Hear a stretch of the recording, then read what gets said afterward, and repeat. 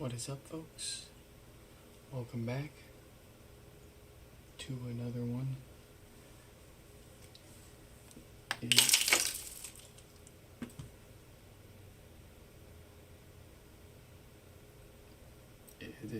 a Monday. Yeah, it's a Monday, that's for sure.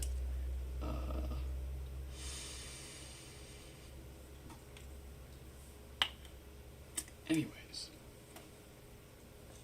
where was I? Yes, welcome back to another one.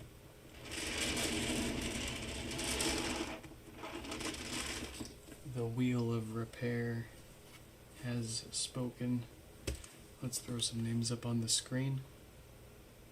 And let's get fixing. Who's first? Who's lucky number one?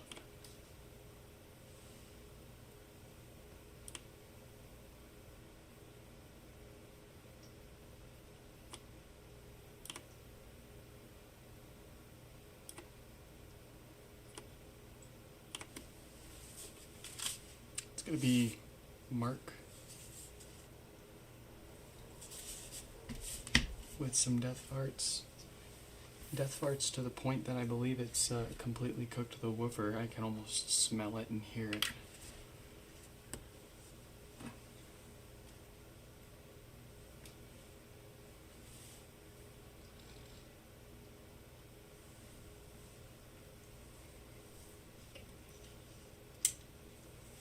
There we go. And then let's get that straightened out. We can't have crooked lines. Everything's got to be nice and straight here. Can't have any crookedness.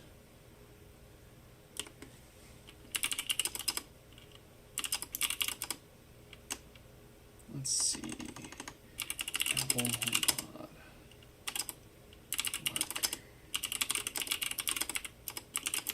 Death farts, no bass. I'm having trouble connecting to the Oh, that's right. No, this one still has its bass, but I can smell the roasted subwoofer coil from the outside, which is not a good sign. After this one, we got Malcolm with no bass at all. So let's get some more names up there. Malcolm. And then 4496, also death farts. 4554, death farts. 4462, death farts. And some relief with Jasmine's no power. 4562 with no power. They also want a color to orange. 4555. No power. They want theirs cleaned as well. Then we've got Scott back up with some hardware maintenance. And 4537. We're taking another look at that one because it worked okay for us, but they let us know that it does have a history of bricking itself. So we're not going to trust that it works for us here. We're going to take their word for it and swap a different logic board into that last one here. Let's get some folks messaged and then we'll zoom in and get started here. Who first? Mark.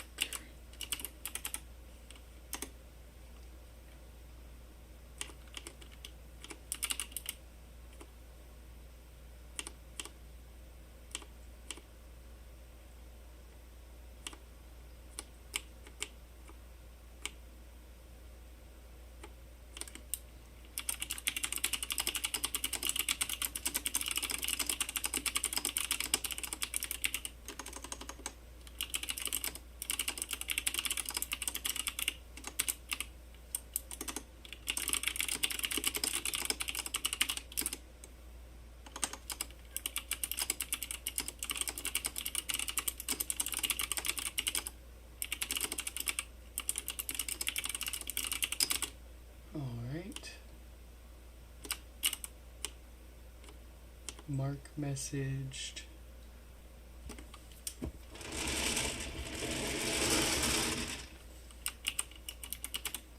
Let's get Malcolm.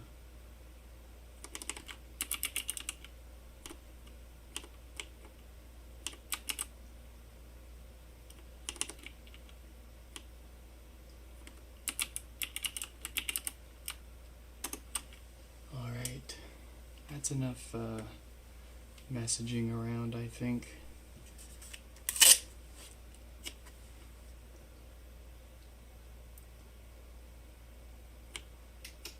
Let's get our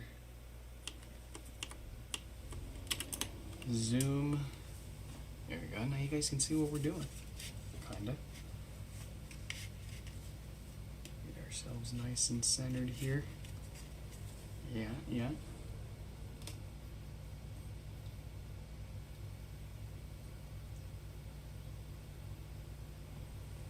Alright, without further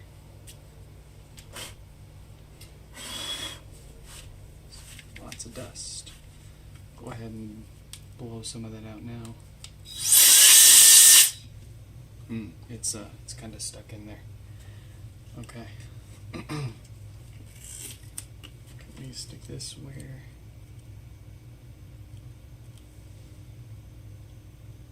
There we go. Can everybody see that there, or is it better? I think it is just better here. Yeah, whatever. So, this was the first one that we checked, and we'll go ahead and plug it in again and show you guys what it's doing.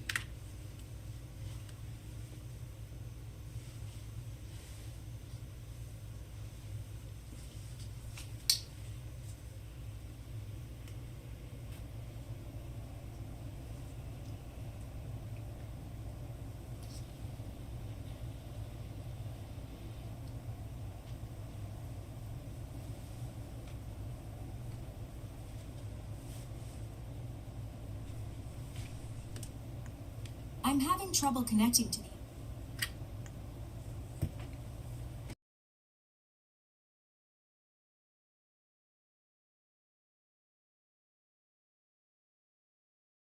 Alright. So, excuse me. You might have heard it popping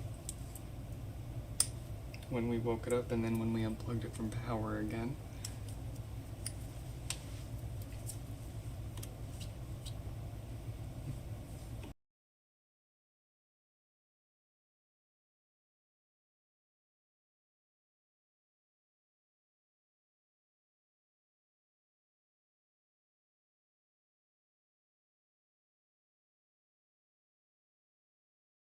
Okay, sorry, had to get some water. You might have heard it popping when we woke it up and unplugged it from power. That is a sign of those DC filters starting to go bad.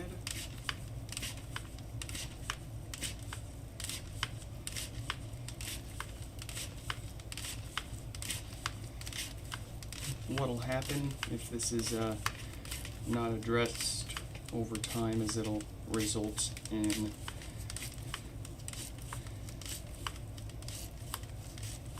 too much DC getting excuse me, getting into the audio signal.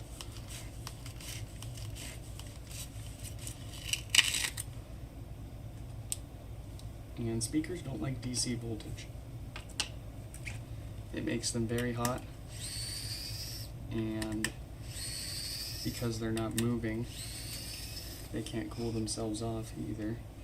They end up having a meltdown. Probably like what we're smelling from the outside of this one.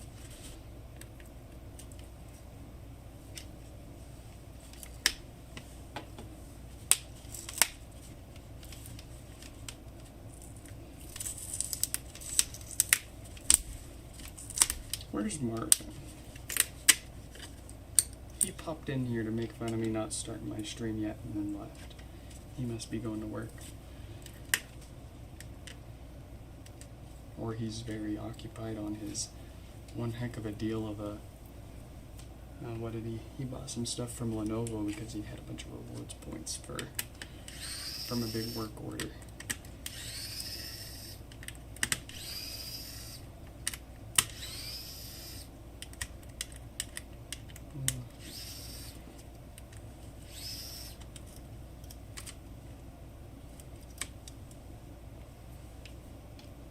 Can't say I'm not jealous, but I don't know how excited I can get about a lot of Windows hardware. I've just been too spoiled by all the Mac and Apple crap. Oh yeah, that's a cooked woofer.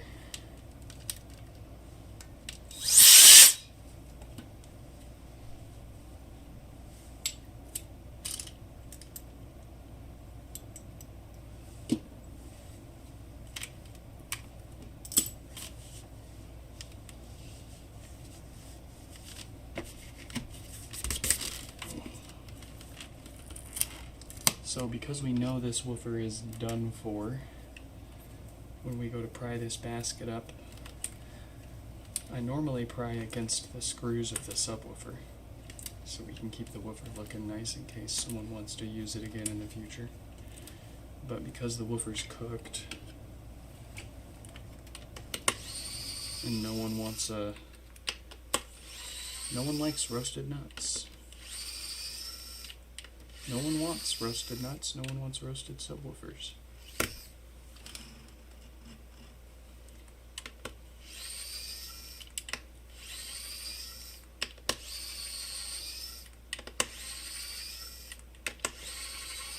So we'll pry against the woofer to keep the screws nice this time.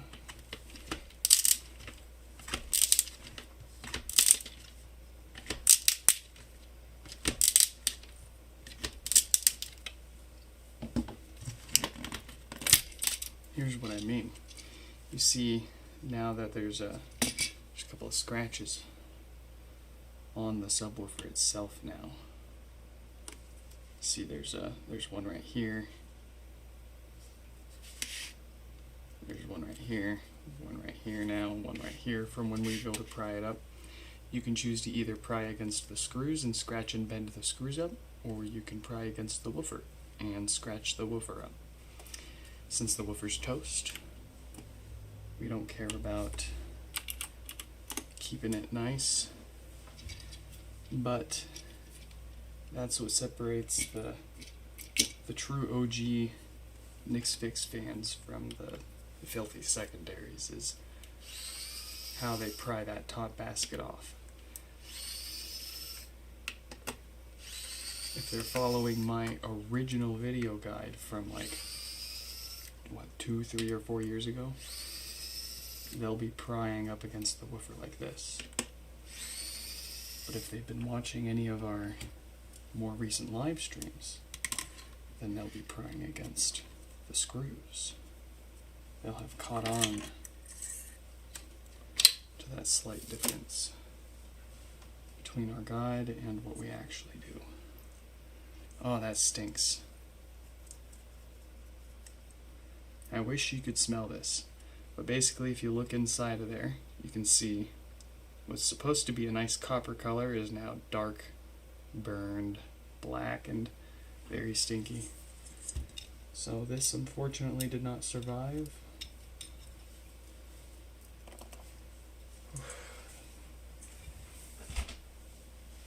But I've got another one.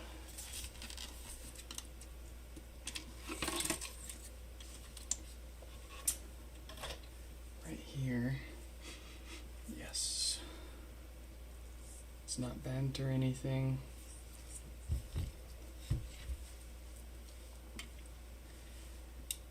This will work perfectly for us. Hopefully this is the only fried woofer we see tonight.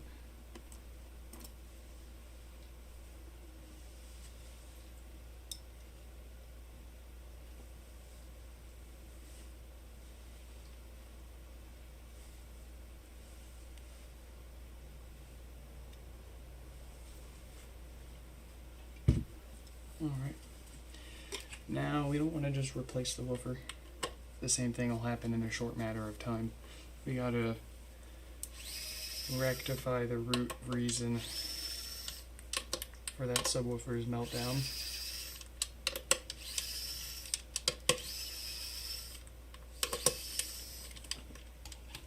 That's those filters going bad. Why do the filters go bad? Nobody knows. Nobody outside of Apple knows for sure.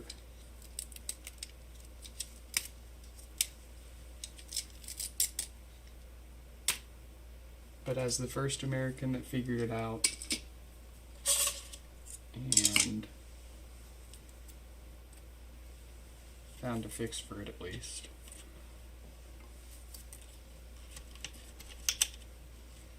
one of two possibilities have occurred to me. It's either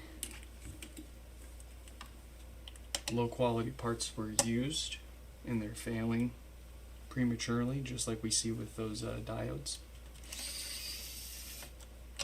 and or they had a little oopsie when designing and speccing out the filters for the amp board, and they used the wrong ones or underrated ones. On purpose, on accident, who knows? But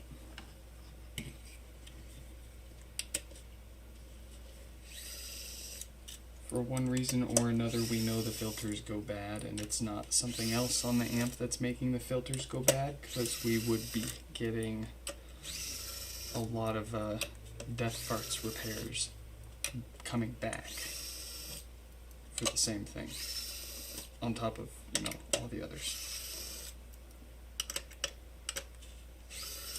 But so far, the general theme of the repairs and replacing the filters has been you replace them and it doesn't happen again.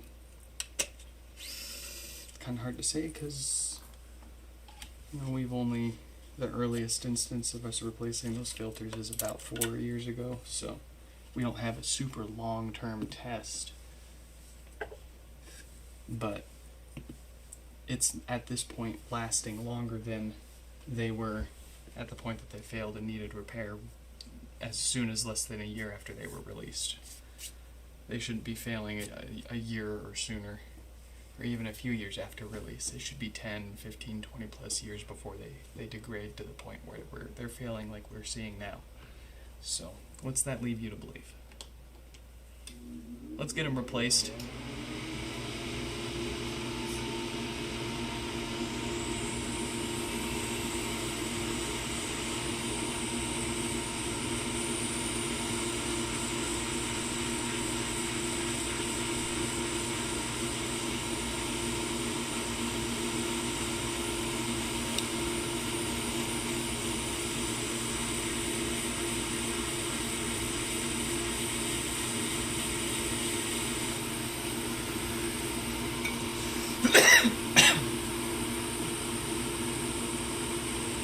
Excuse me.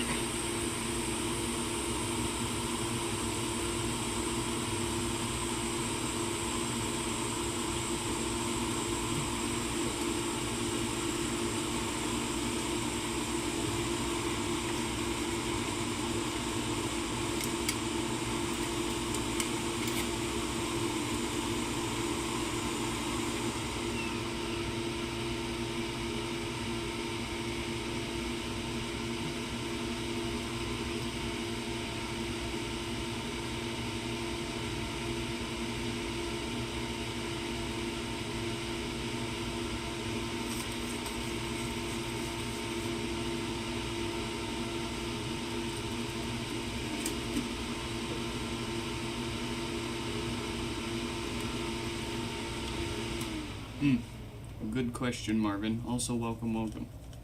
Why do I start the stream so early without actually starting the stream? I have no control over when YouTube actually pushes the going live notification. As soon as I go to YouTube Studio and I go to set up the stream, before I even hit go live, it thinks I'm going live, and the bot pings everyone, and more or less I have no control over when YouTube says I'm going live. I wish as soon as I actually hit start stream in OBS, that's when it actually went live, but it's as soon as I go to YouTube Studio that that's when it decides to do it. And I need to have it all up and open so that I can edit the stream title, right?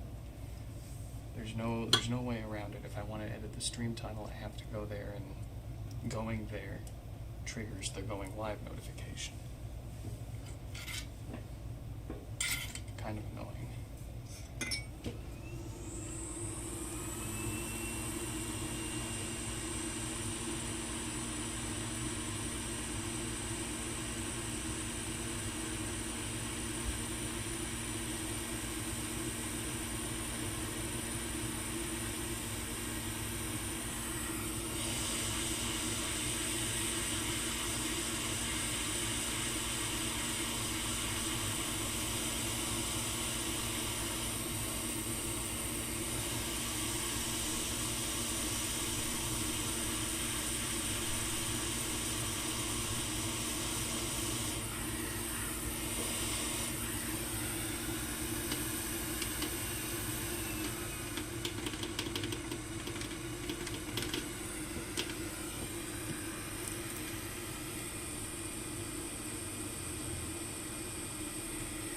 It's going to take me a bit to get used to this new hot air station.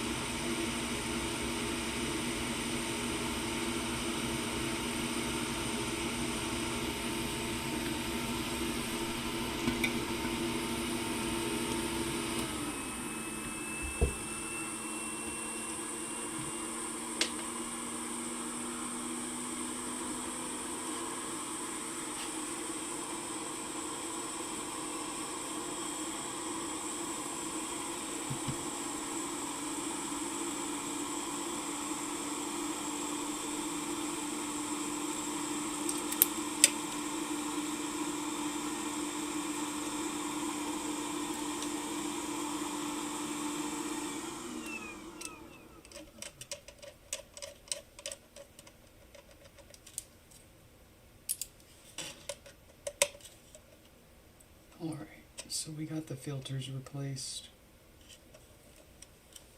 The reason for it all, we got a damaged 10 ohm resistor also replaced. It does not have the same Schottky diode that we look out for to cause no power, so that was able to be left alone. But still a very needy HomePod. If it needs a whole new subwoofer like that.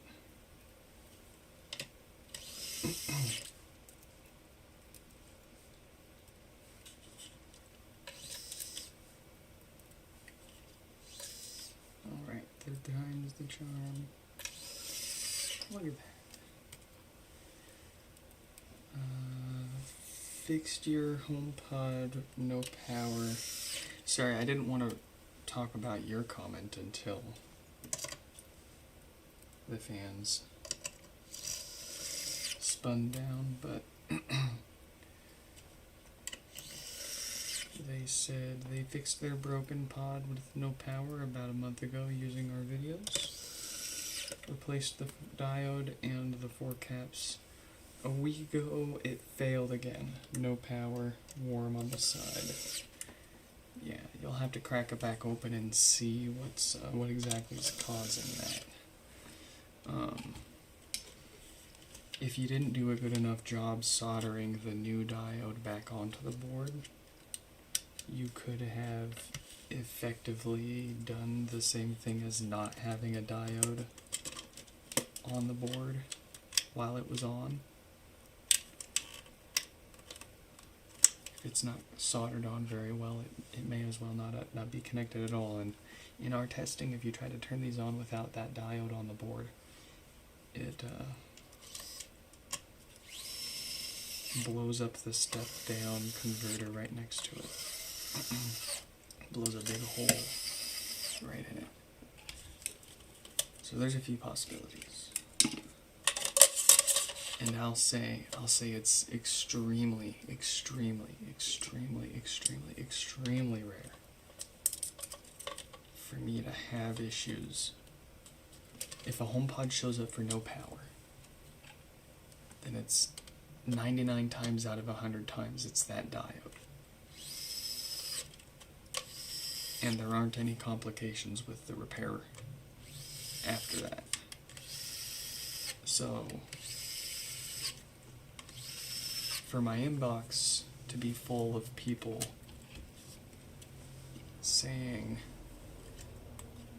I tried fixing my no power pod, I followed your video, and it still doesn't work. Whoa. I like to say it. What's that lead you to believe?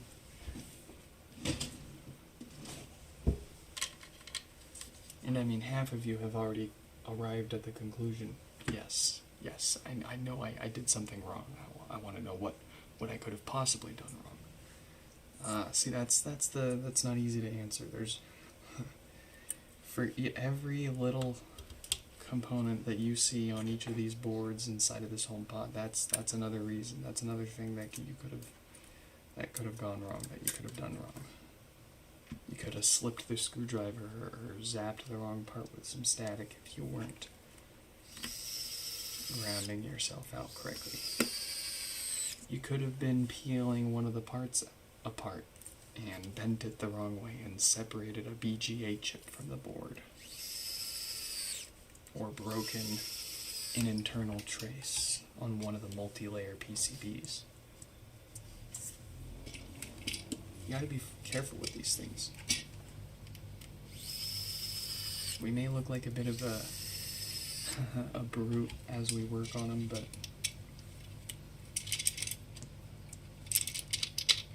it's very much you get the feel for it as you work on them.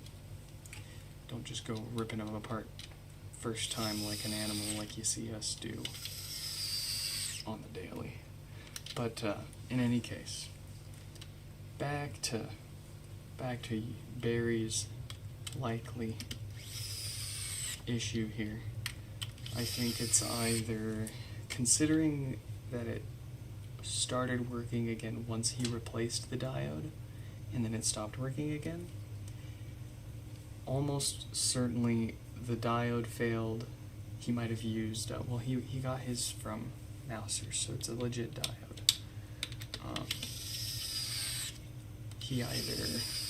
They either didn't do a good enough job soldering the new diode back on, and that led to subsequent failures on the amp, or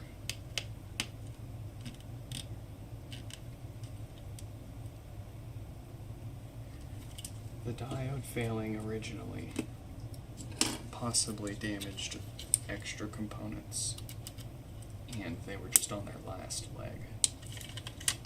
They were just barely still working, and you had that last month to eke them out before they died too. I see it. I don't get no power pods with that just had the bad diode. I don't ever get those back. It's always been a replace the diode, do a couple of other things for extra maintenance, but none of those things are related to the no power repair. It's to prevent other common issues, like death parts. But as far as the no power repair, it's the only thing we touch is that diode. And yeah, I can't help but think either your replacement diode might not have been put on there all the way,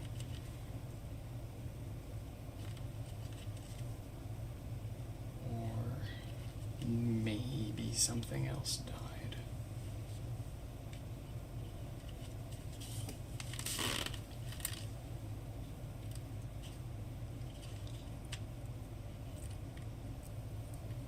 But yeah, take it back apart. See if you see a short across that diode or not before we could spend all day guessing, throwing a million guesses at the wall. But yeah, just rip it open. See if the diode looks okay or not. If you see a short on the board still, it's okay if it beeps at you for a brief moment. That's normal. But it shouldn't continue to beep at you for more than a few seconds.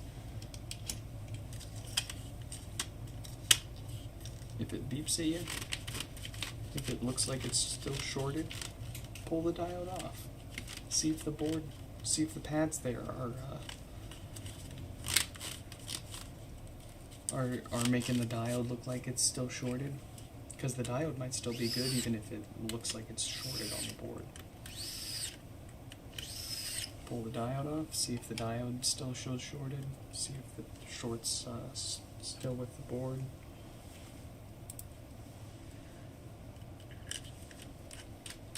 You can go from there.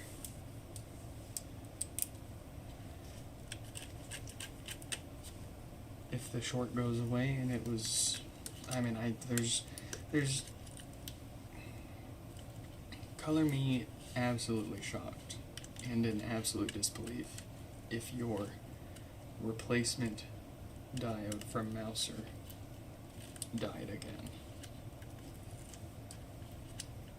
I think that is outside of the realm of probabilities.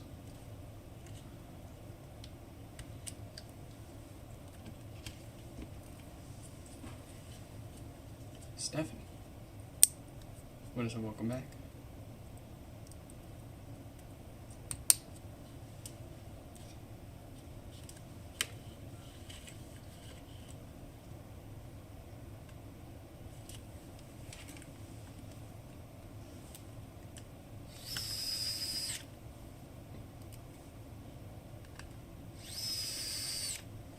Oh, Barry Brown, another thing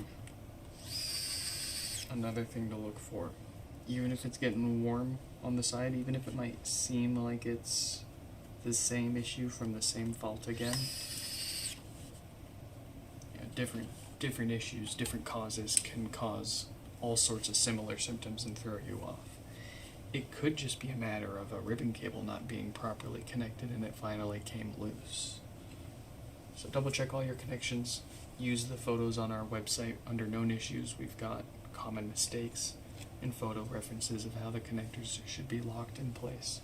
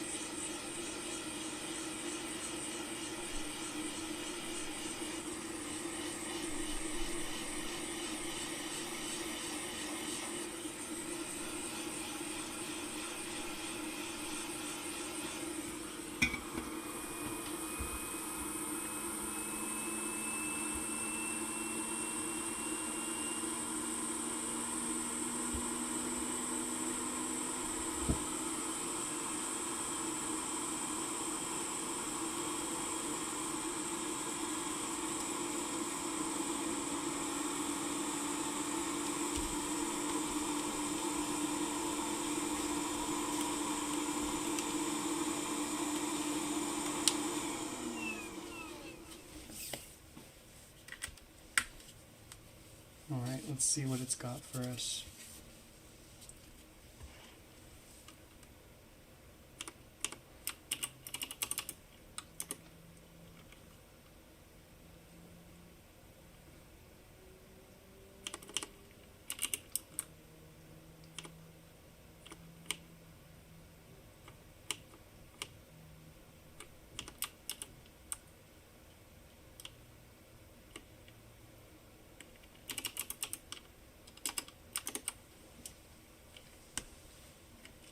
I'm having trouble connecting to the internet. There we go.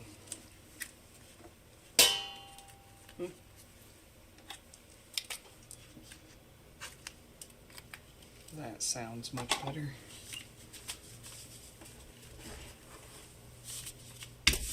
On to the next one.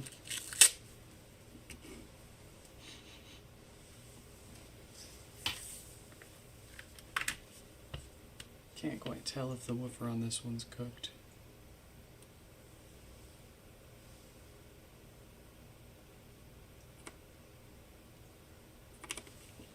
See Malcolm.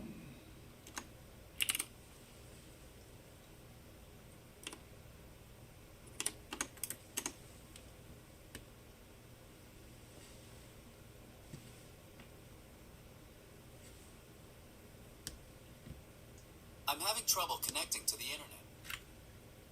No popping, no clicking, no ticking, not a peep, not a creak from the subwoofer, which tells me we probably got a mystery short somewhere on the amp. Nothing like what we saw in the previous pod. We've probably got a totally good subwoofer and just a shorted cap somewhere on the amp. Let's take a look.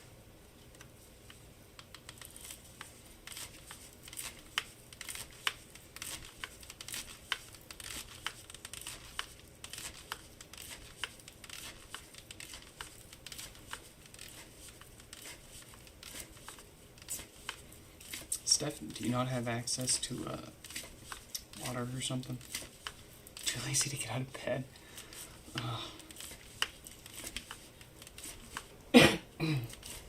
Oh, the luxury.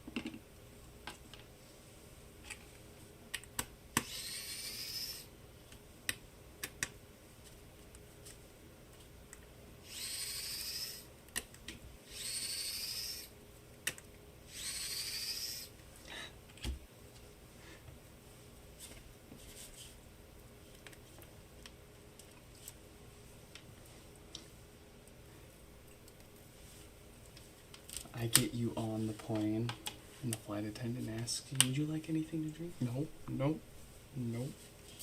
I'm saving it for Seattle.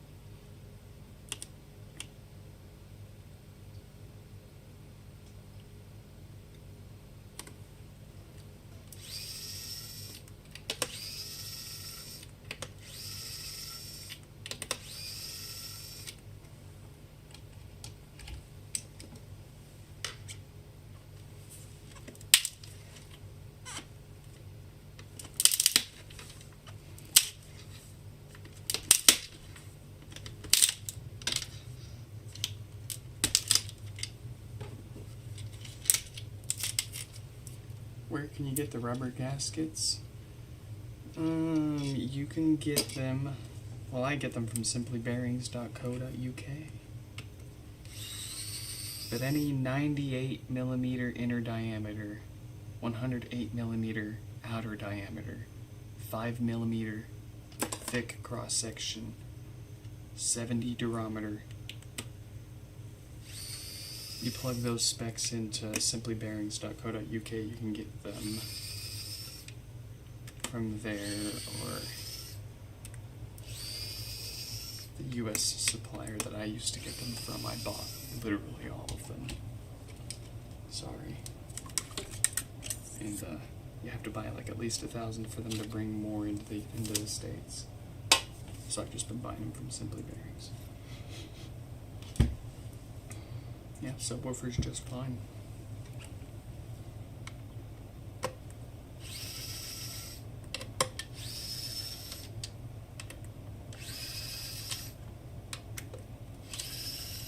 Oh yeah, we can zoom. We've been able to zoom the whole time, Steph, and you don't remember us being able to do the ultra wide? The ultra wide. And then you've got the regular, and then what is it, 3x or 5x? Is it the last lens? And you can see it switch between the lenses.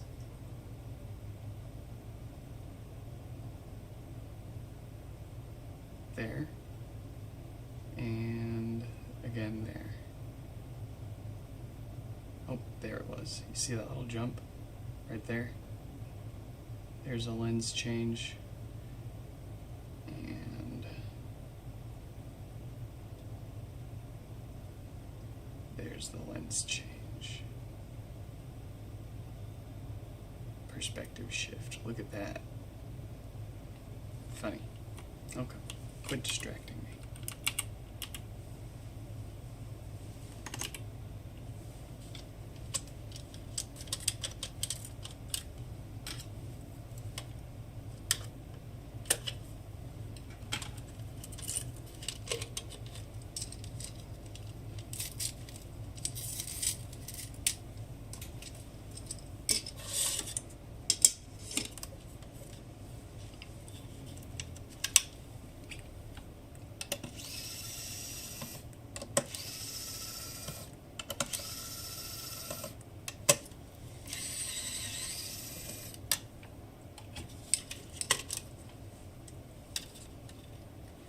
No, please, Stephen, the goal is to go to bed. Not stay up all night on secondary quests, side missions.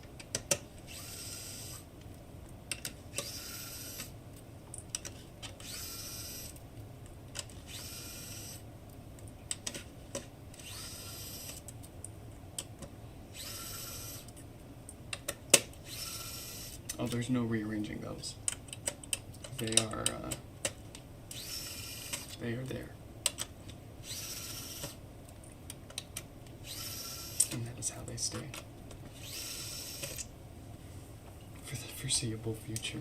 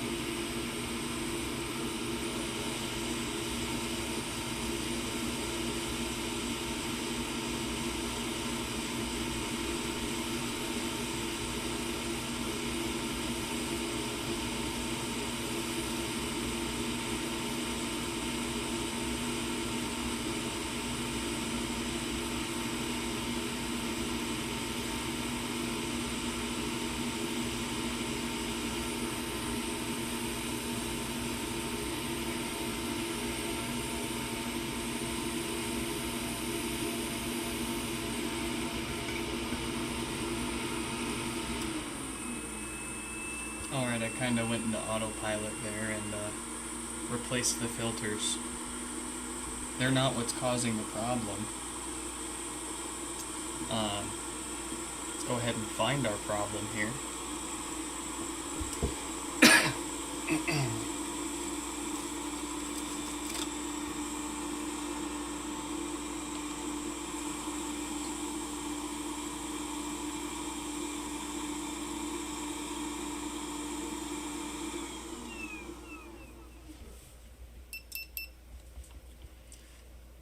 First try.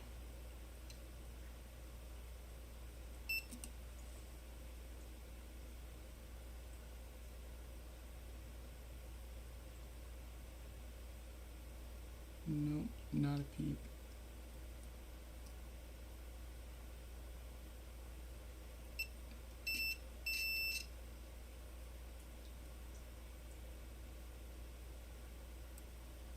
Alright, what about our next suspect? Oh. Yeah, we do have... We've got a short right here on this capacitor, which means we'll have a short over here.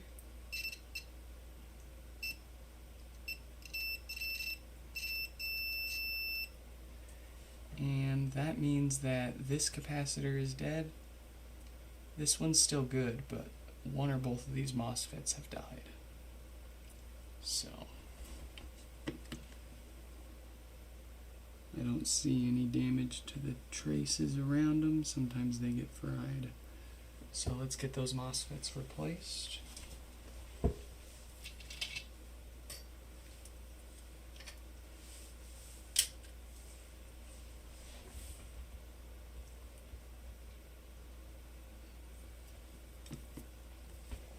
And we should be golden.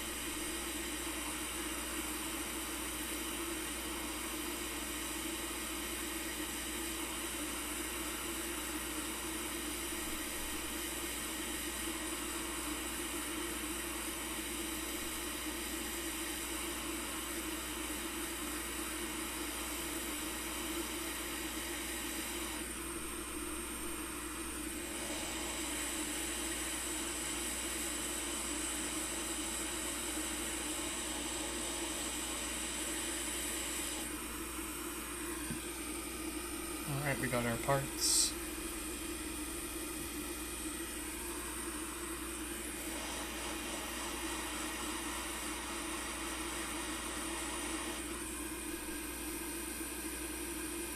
Can I figure out which one of these are dead before I just replace them?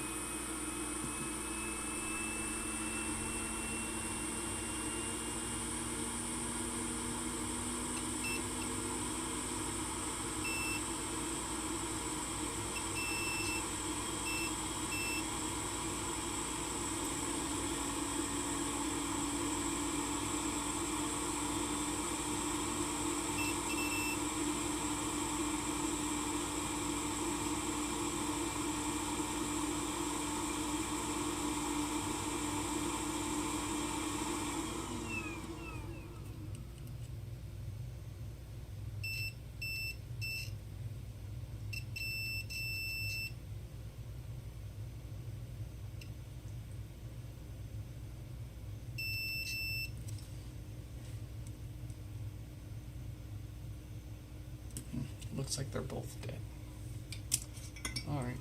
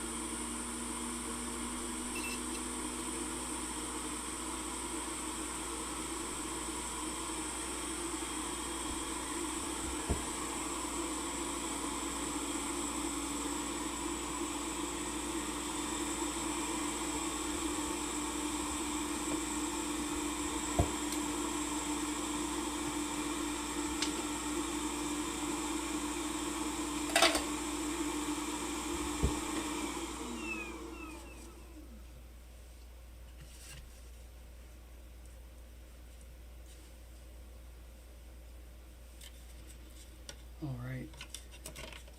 We got those 2 dead MOSFETs and that shorted capacitor replaced. All issues that we can find on the board are gone.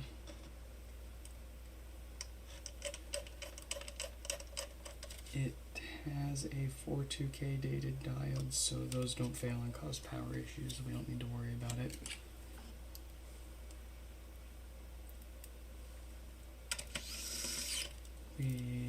We already gave it new filters. So if this works, then we can throw it all the way back together.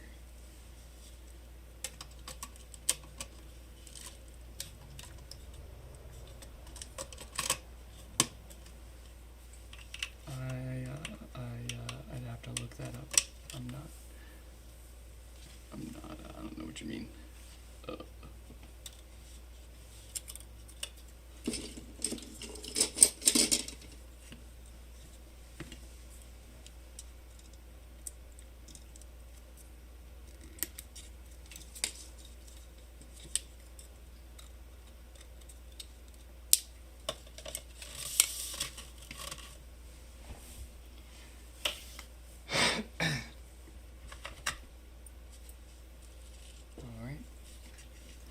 It still turns on, that's a good sign.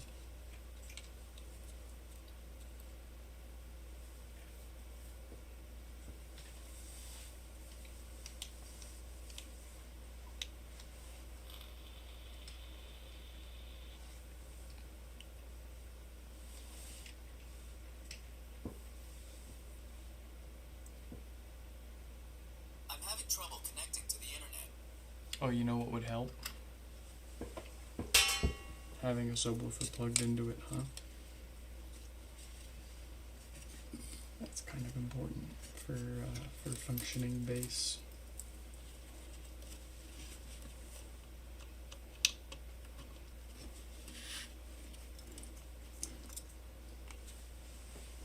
Let's try that again.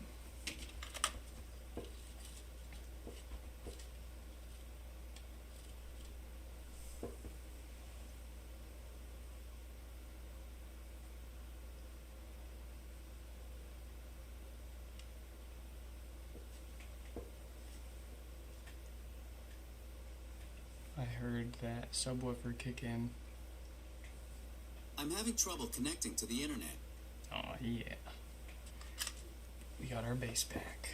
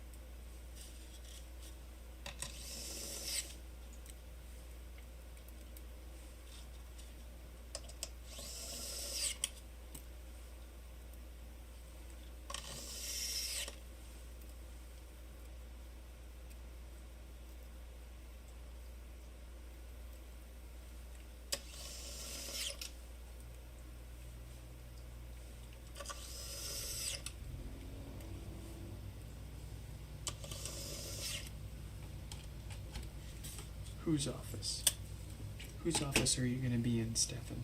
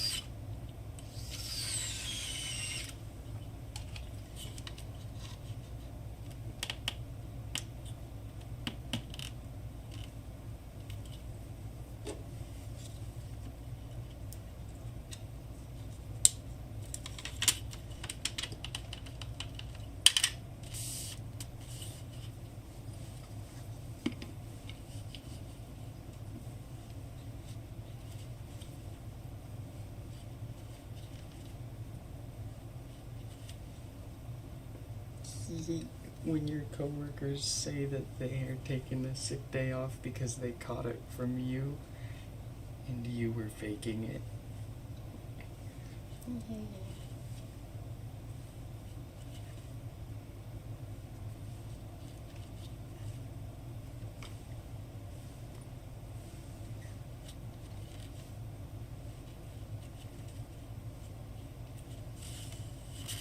I never need to lie about being sick. I've got a 2 going on 3-year-old. They get sick 6 times a year at least.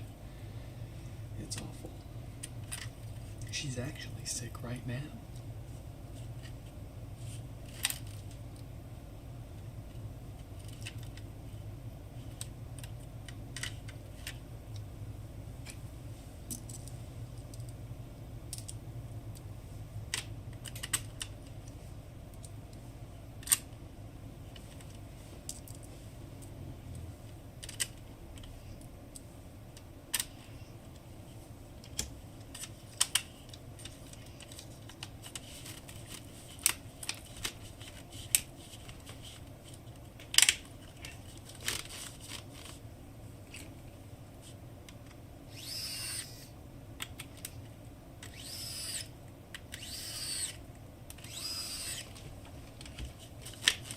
Tweaker, cat, tweaker, cat. That cat's tweaking out. That cat is tweaking out.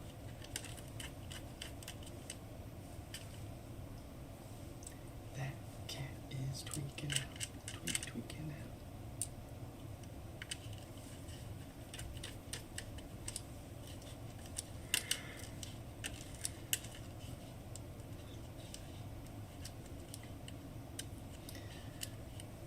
Oh, Stefan, I got some bad news.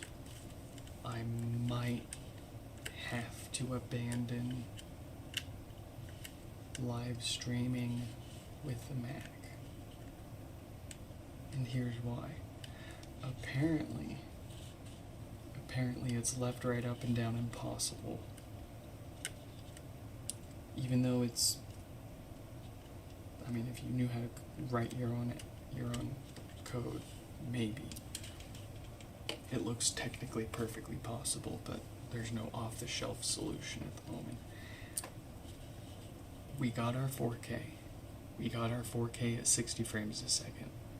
I need my HDR. I can't get HDR working. Apparently, OBS doesn't support all of the color spaces that you need on macOS to make it play right with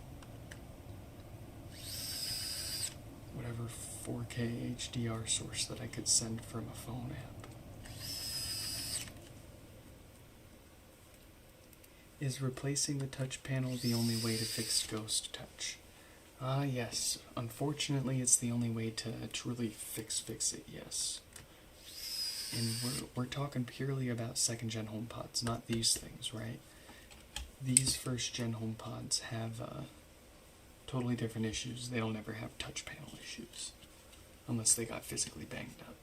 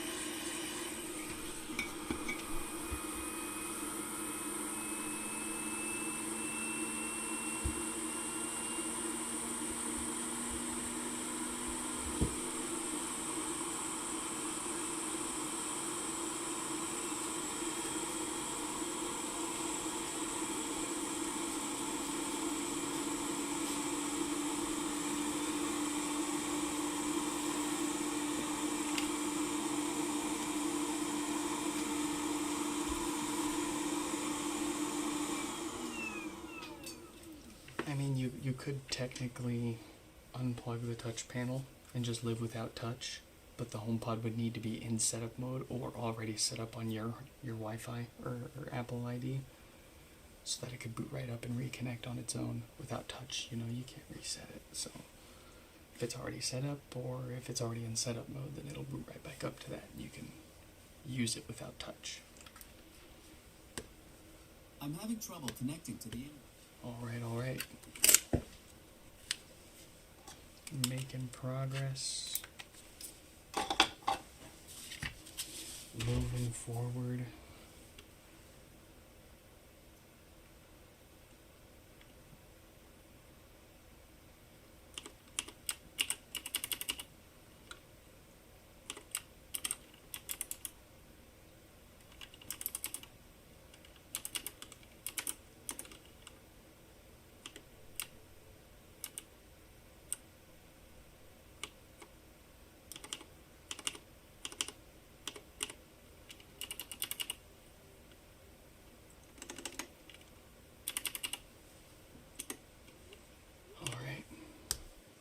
I'm having. The next one's up. 4496 with quite the pop.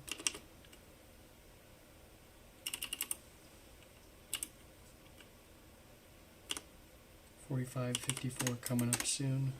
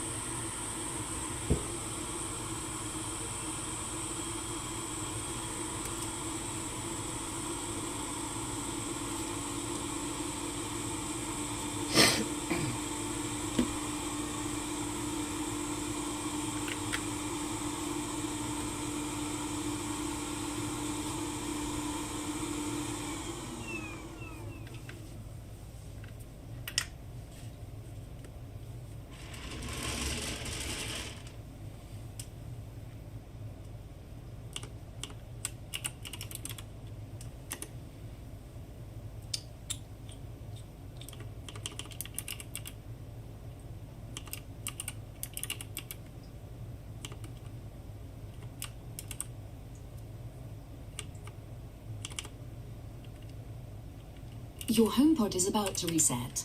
Keep pressing until you hear 3 beeps. Thank you.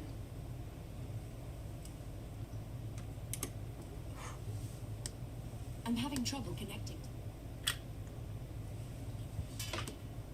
I'm having trouble connecting to the... All right.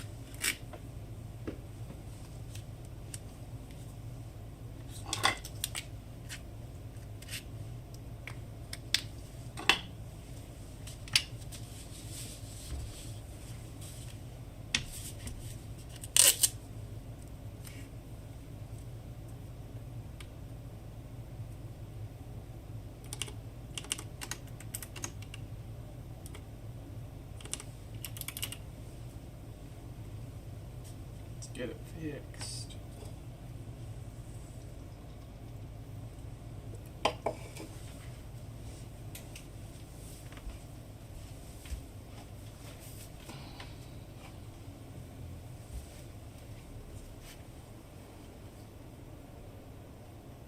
How does this look?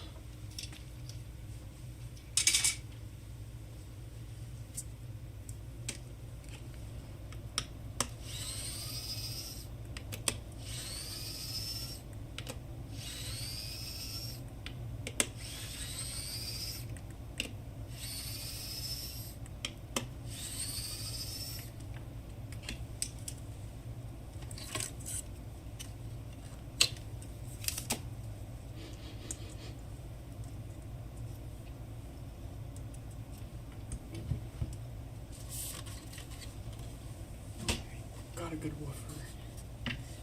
Theirs was unfortunately cooked. Very cooked.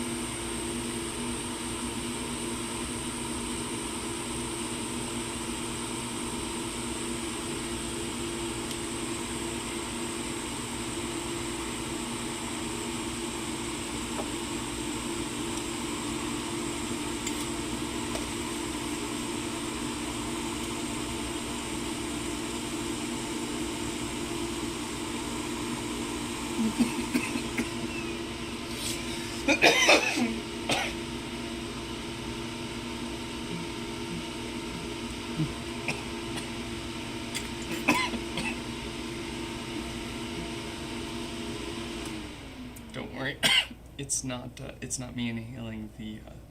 There's no smoke. I've got a fume extractor. It's just my poor choices.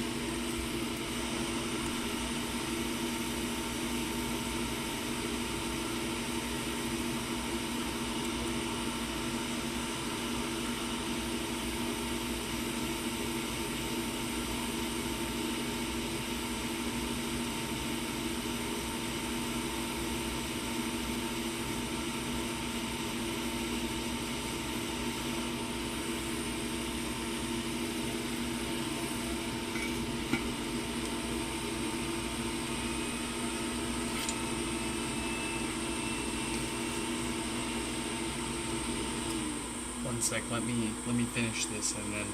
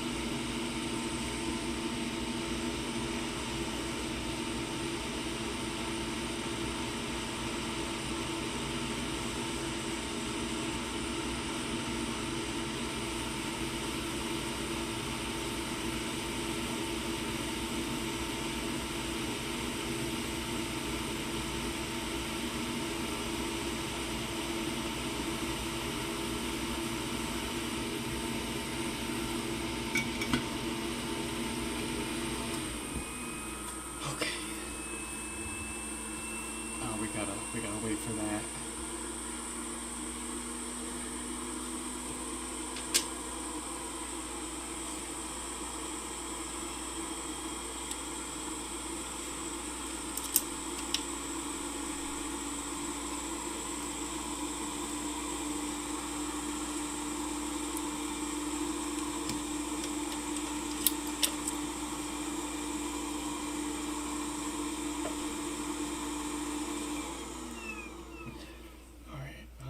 I was gonna say, now that it's quiet, I'll talk back to you, Danny, but we gotta jump back into it for one more part here. We gotta replace that resistor, and then I'll give you some attention. I'm so sorry.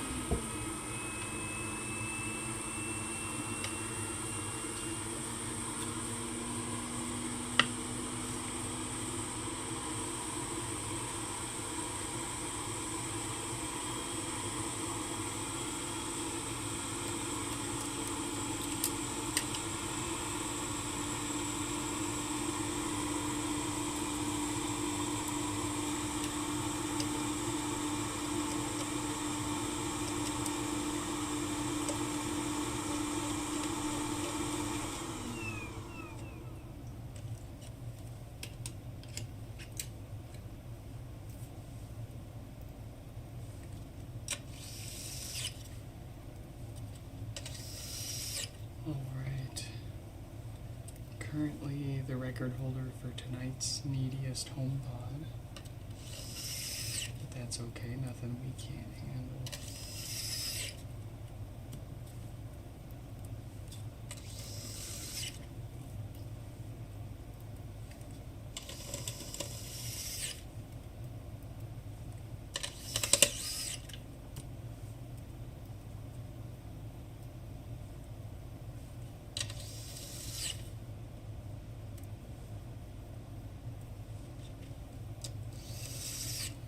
EDMN. Welcome, welcome. Hey, as they say.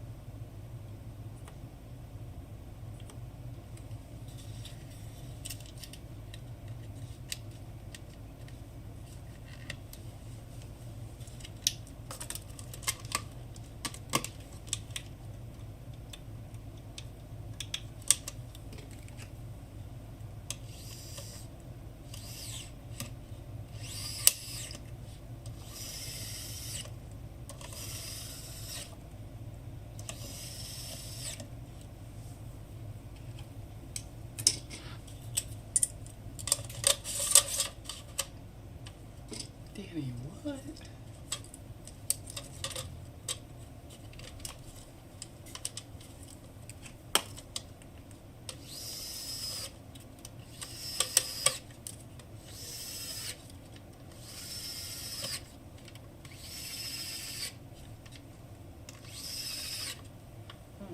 Listen, who are you talking about? What are you talking about hostile?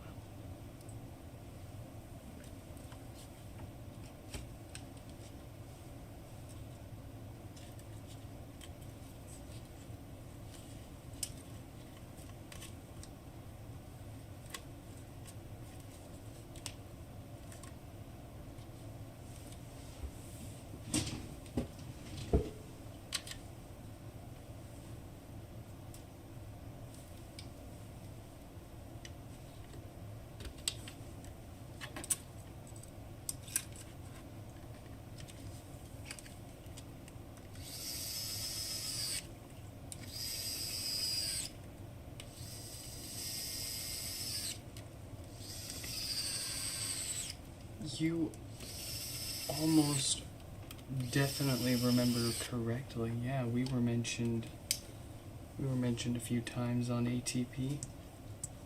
I got some swell fellas over there. Fixed a few of their pods at this point. I mean, gosh, I think I would be correct to attribute the majority of our recent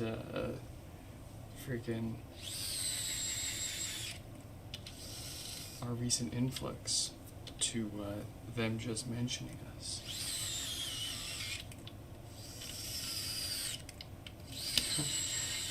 I didn't even know who I was. It's just another pod for another person to me. I don't think anyone any different. The HomePod doesn't know if it belongs to the your neighbor right down the street, or the President of the United States, or the CEO of Apple itself. It doesn't know. It doesn't care. It's just a HomePod. So, to me, it's all the same fix. And then, what do you know? It's a guy that does a podcast with a bunch of people that happen to have broken HomePods. So there you go. Now we got a bunch of people reaching out. They're all excited. You know, they've been hanging on to their broken HomePods for years, and they've been they didn't really think about getting it fixed because they already asked Apple if they'd fix it, and Apple told them either no or yes, you can pay $350 to get it fixed, i.e. replaced with another one from the same production run that's going to have the same parts and fail again in the same way. Throw it in the closet. Maybe one day it'll be worth something for parts, or maybe you'll find someone to fix it. Oh, but you're listening to this podcast, and one of your favorite podcasters is like, yeah, my broken HomePod, I got it fixed. This guy did it. He only took a week or two to get it there and back, and I was able to watch it live. His soldering mat sucks, but what can you do? You replace it once a week, and then you give up.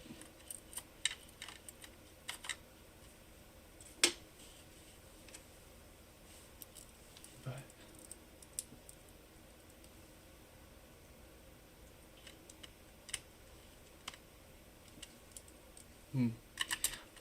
I'll keep it neutral, but I'll say, if the president had a HomePod, I imagine it would be gold in some form. Gold and very elaborate, and very extravagant, and very, very over the top. Dare I say, to the point where it impedes its functionality.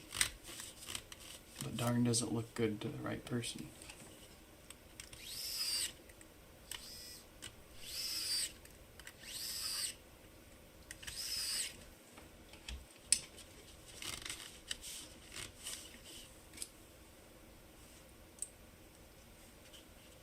What's the vengeance thing again? Oh, it was a quick little joke. Unless I might not know what you're talking about. If King Charles had one, see, I don't know enough about King Charles to say what his would look like.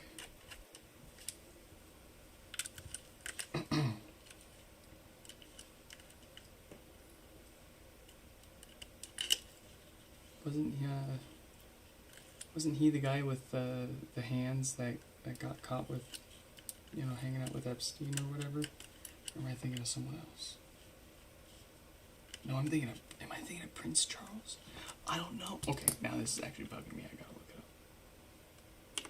Dubai chocolate.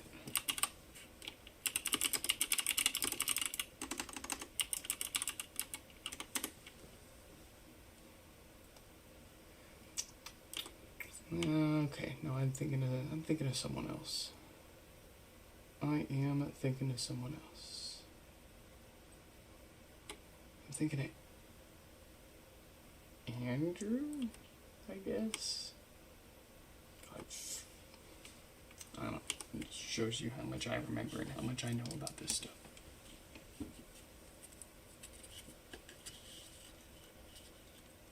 Some influx of viewers. Yeah, no, Accidental Tech Podcast.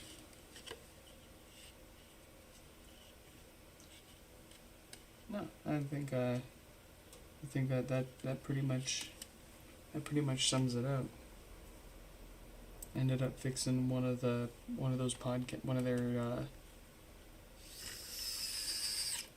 HomePods, and well, we did a good job.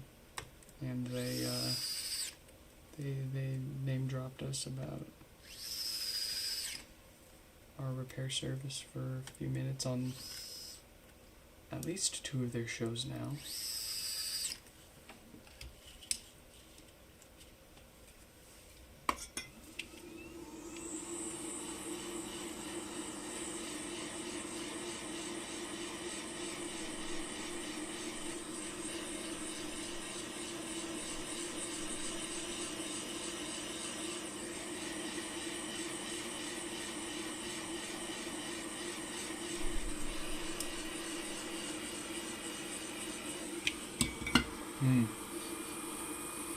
This one smells almost like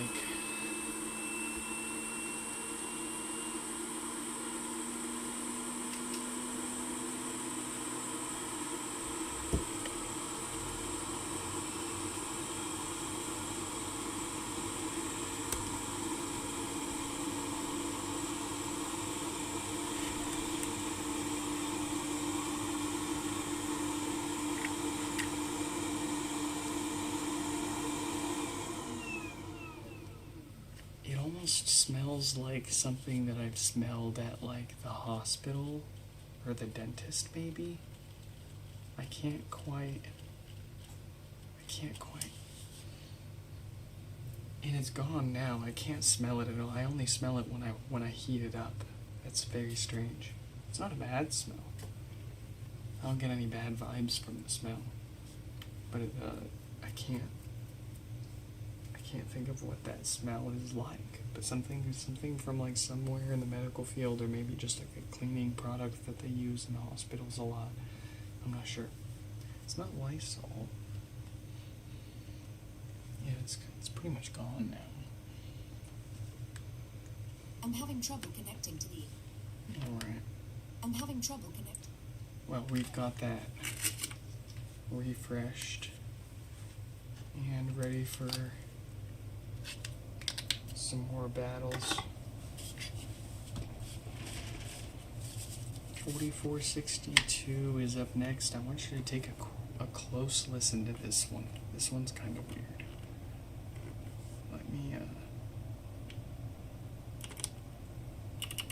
Let me show you what this one does. Take a good listen.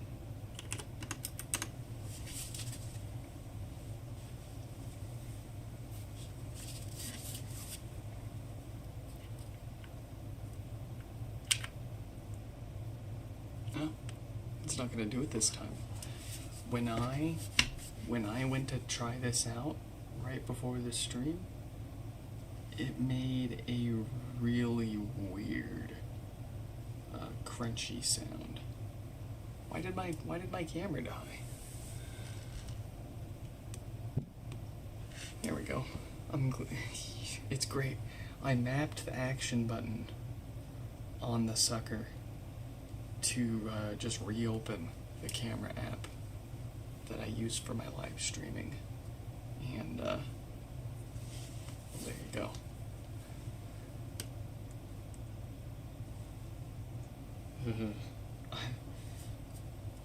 I don't like leaving this one plugged in at all.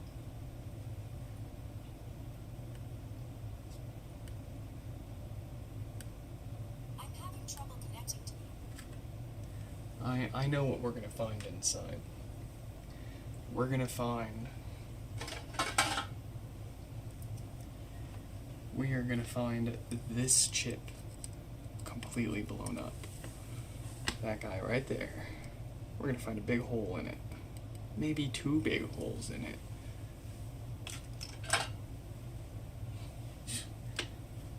Room for you to join in, Danny. Alright. 4560. 4567. What a magic number. Jasmine's coming up next.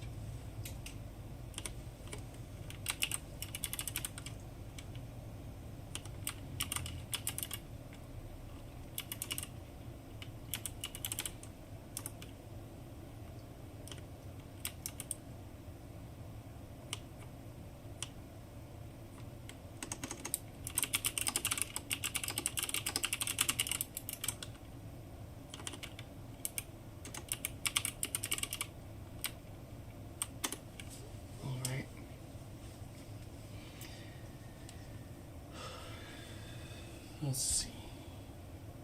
Does each HomePod have a unique smell? About as unique as every person's smell, you know? Like, there's kind of like there's like a few dozen different smells that I've smelled. But generally, they all kind of fall into similar category, I guess. I don't know. I'm shuffling through my memory of HomePod scents throughout the years, like the Cover Flow album art that you used to get on the iPods.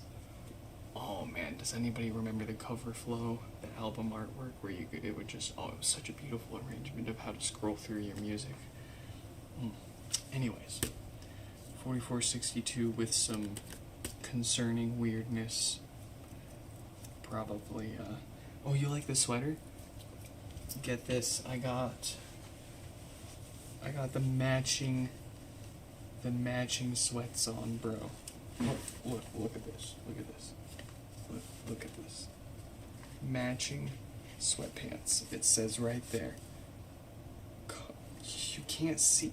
See, this is why I need HDR live streaming. I can't do it on a Mac. You just can't do it on a Mac. But anyways, I've got the matching sweatpants. It says Costco wholesale. Would you look at that? I'm fitting today. I am fitting quite well. Well enough that I'd buy it and take the tags off. Actually, I'm just kidding. These are like extra large sweatpants. They're falling off me. I got the drawstrings tight as much as they go. It's all they had. But, no, it works. It works with the drawstring.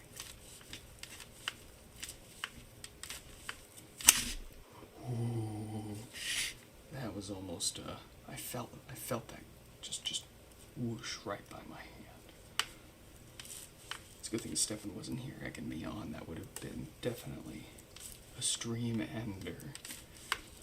We would have been out of here.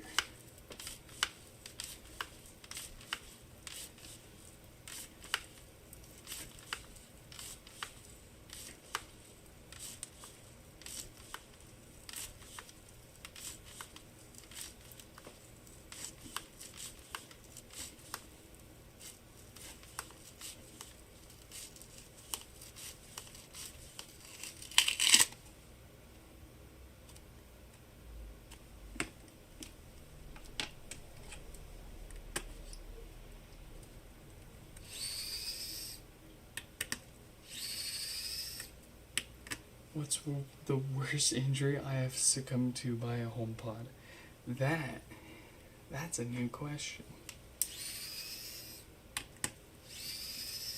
I'm gonna have to think about that for a sec. It's probably gonna be...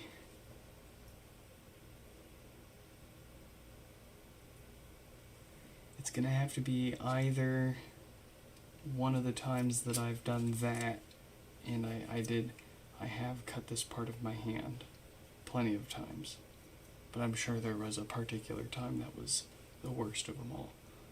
And then, see, no, I don't think there's any particular instance that really sticks out, so nothing must have been too bad, but, yeah, that's really all I can think of. And I mean, we could easily avoid this by using any other tool, but this is just what I've been born and raised by it. The not sponsored by iFixit Jimmy. How can we not? I mean, there's other ways to do it. You could use a credit card. You could use plastic tools. You could, those car emblem tools, those car emblem removal tools where it's just two plastic handles with a string in the middle, and you just sit there and you basically saw the thing off with the string. I've tried all of that. None of it is as quick, easy, and sustainable and economical as my Jimmy. The only cost, as the not sponsored by iFixit Jimmy, the blood sacrifice must be paid every once in a while. Not much getting around it.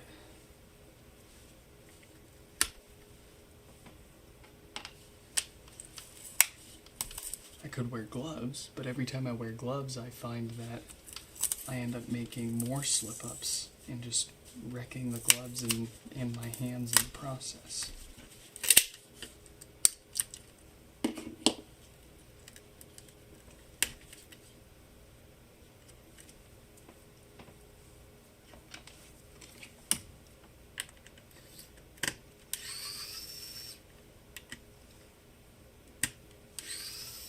These aren't all the possible colors. These are mostly just the rejects. Ones that didn't take properly. not totally evenly, or it was a spare cracked top that I had sitting around, and I felt like dyeing an extra top just to have the sample. The idea is to eventually have a color of each option that RIT offers, and then maybe a few variations and mixes in between. Give people an idea of what they can get. But believe it or not, somehow, sometimes I end up giving them away to people, and I never end up keeping a full set. And I'm like, if you want, you can pay, and I'll make you like a good one, a good proper real one. And they're like, no, I can't, you can't have these.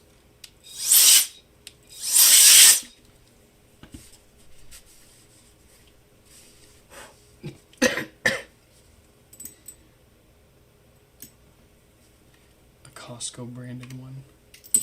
Need the Kirkland signature HomePod.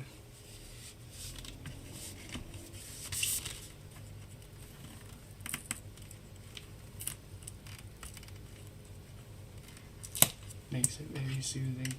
Yeah, helps my camera, I believe, too. Helps it stay balanced.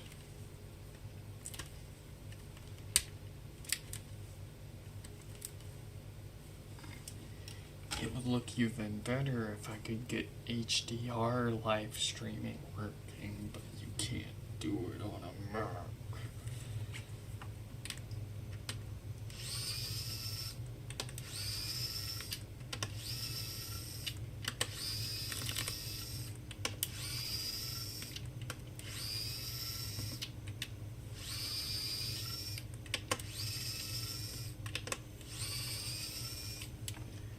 Oh, Danny, you probably haven't seen this angle.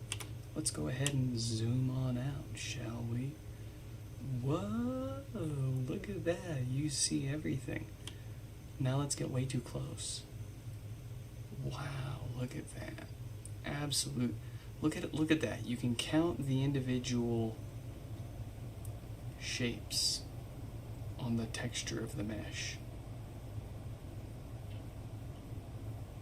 You can look at the grain of the wood on my Lazy Susan, and then you can see a quarter of my living room. More like an eighth, but still, the whole desk, the whole gosh darn desk. So yeah. Anyways, let's go back here. Let's go back here. There we go.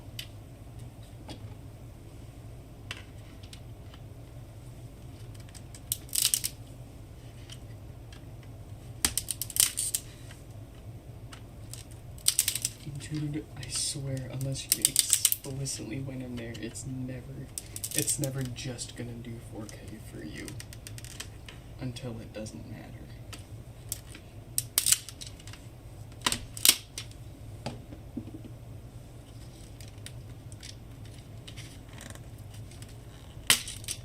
But you definitely need that 60 FPS, bro.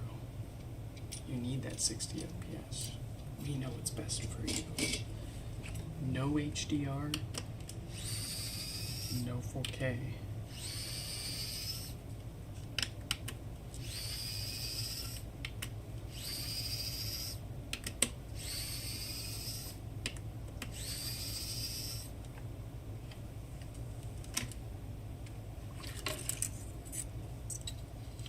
Oh, now do the zoom thingy again. You trying to slow me down. You're trying to something my stride. There's all the way in. And there's my finger. There's my fingernail. And then we'll zoom.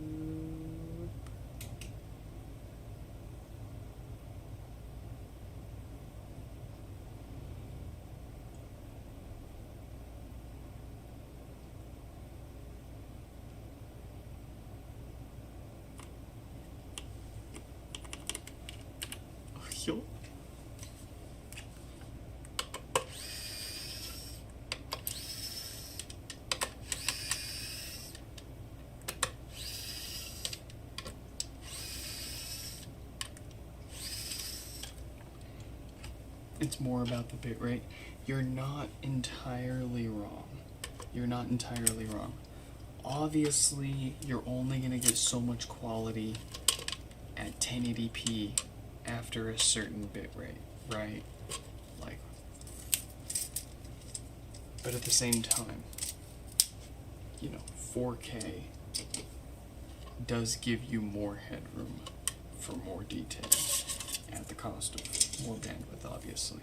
Unless you're using a more modern video codec. That's not an apples to apples comparison. But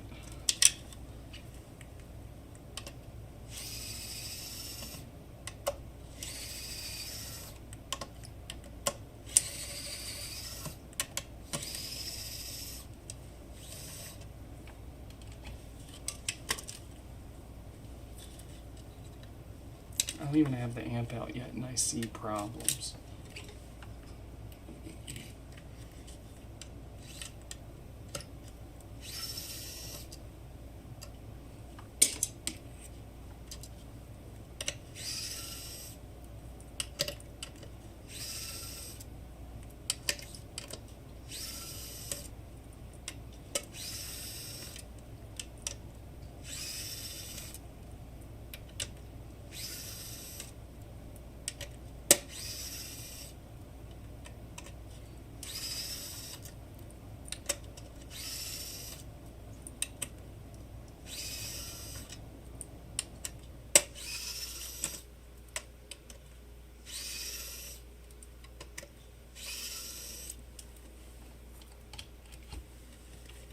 How much zoom did our old camera have?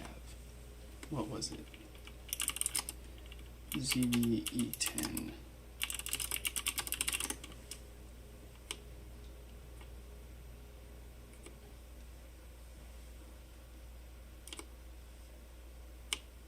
(16 to 50 millimeter, 35 mil equivalent).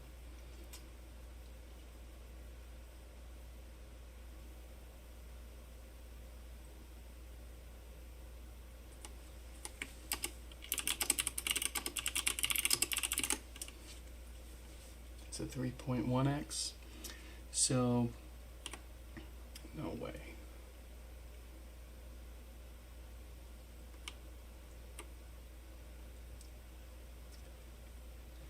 I would say this is about as zoomed in as our Sony ZV-E10 camera would zoom in. It wouldn't go in any further. And then this is about how far our other camera would do, and it looked like crap. This looks incredible. And mind you, the camera's this far up. It's like easily 1.5 meters above the desk. Almost 2 meters above the desk. And it can zoom in that much. I mean, you gotta go up to 129x for it to look like crap. It starts to break down at around 50x. 60x is still perfectly usable. I mean, even up to 100x. My gosh. Technology, man.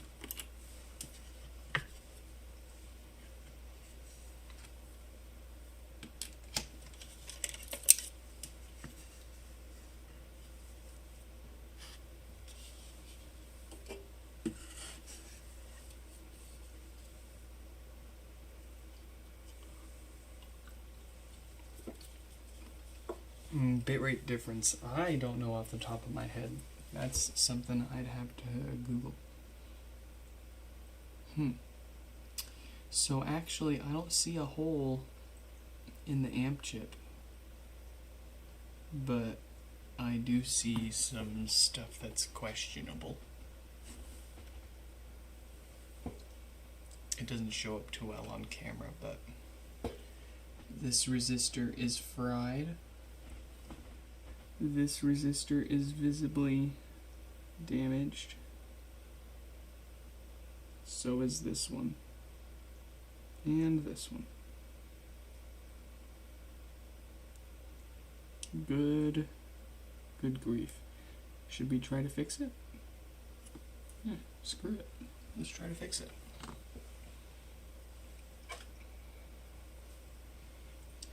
Do I have good parts? Look at that. I've got a board with all the good parts. The same board that we picked the other stuff off of.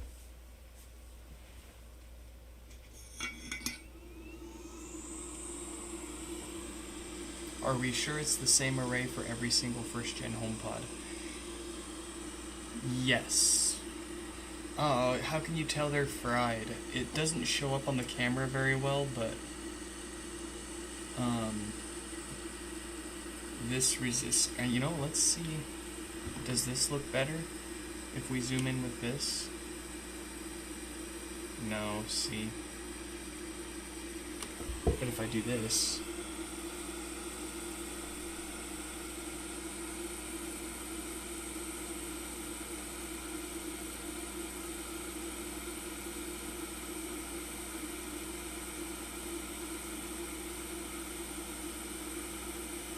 you can't see it.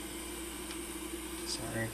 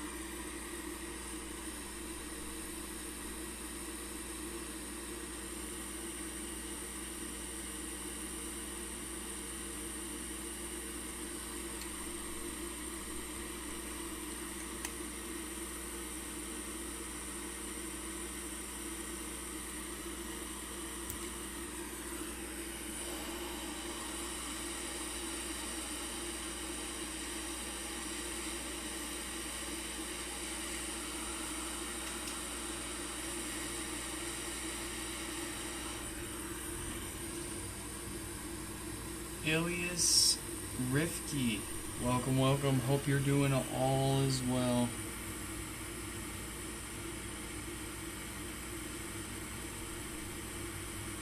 Hope you're doing well, and you're not waiting for us on something.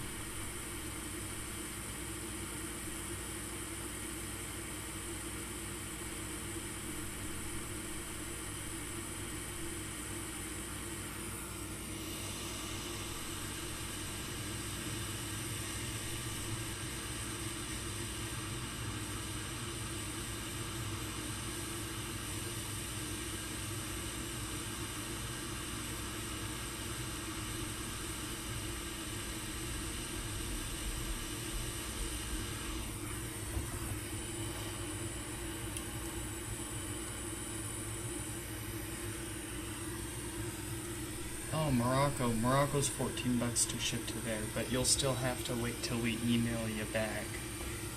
It can take me a week or two to get through all my emails at a time.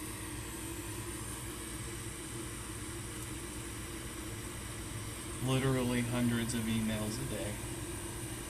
It's its own job.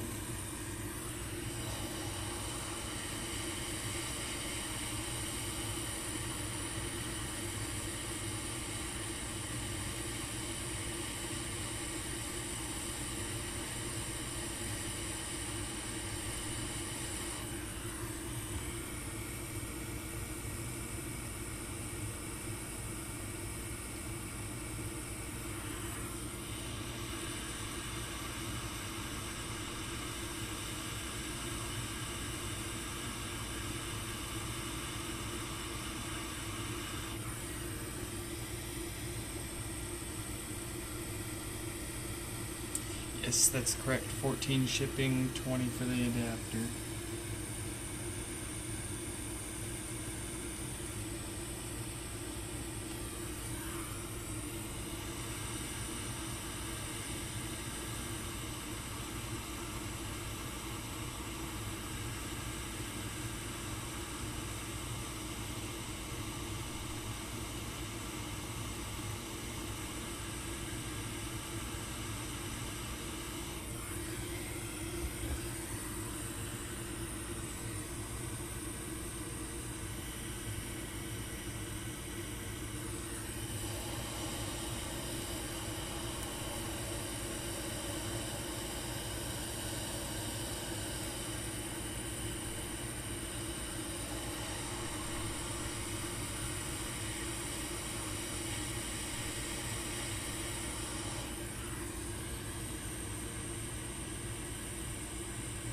How much time does it need?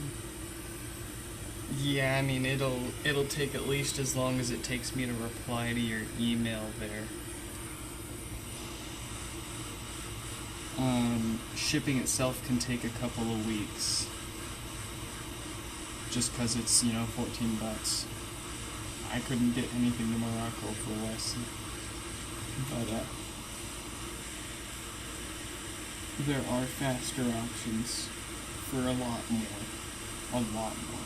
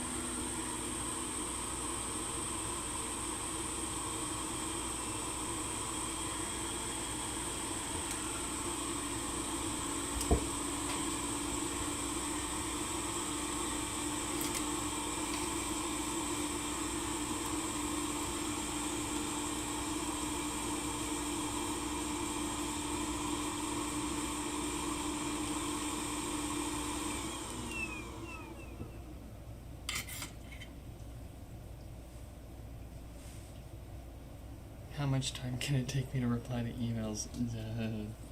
I've had an hour, a day, a week.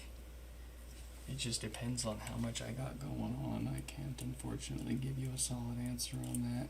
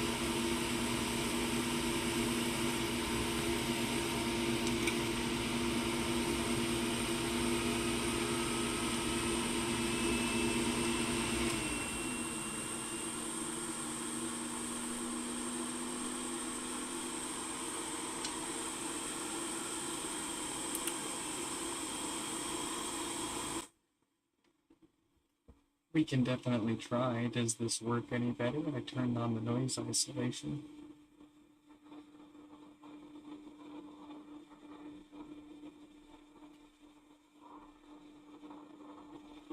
I had it added to a button, but Stefan complained about it, so.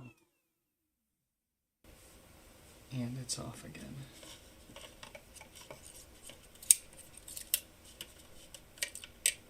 What do you mean, no? I sound muffled. Yeah, that's the only noise canceling filter that they give us, unfortunately. It's kinda...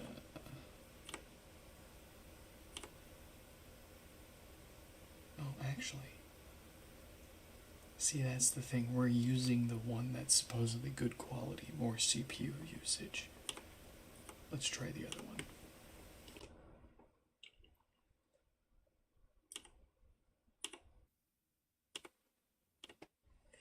How is this? Does this sound okay without any background noise?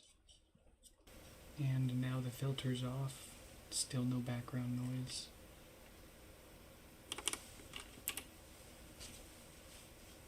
It was better than hearing the heat gun. I'm gonna have to listen to it myself and do some playing around with it. I'm just gonna have to succumb to live streaming on a Windows machine.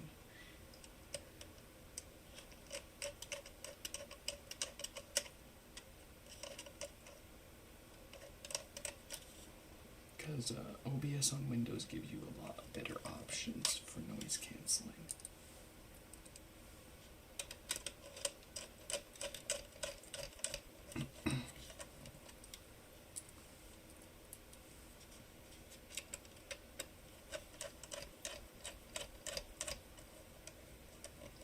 Can't I do parallels? I could, but if I'm gonna do that, I'd rather just do native Windows on a box, because I've got perfectly capable hardware for it just sitting around.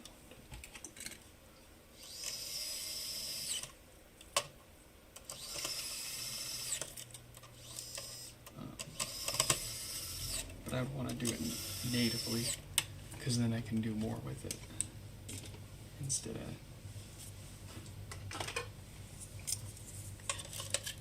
halfway, half-baked, para-virtualized, wondering where my problem's coming from.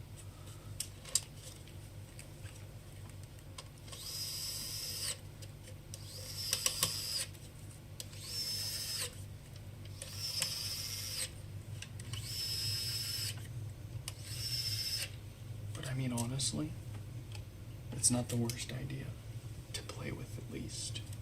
I'm gonna have to try that. I'm gonna have to. I'm just gonna just have to try it. Just try it. I'll have to do just some comparisons. See which one just works better. Maybe I have the wrong assumptions. Maybe I've got the wrong...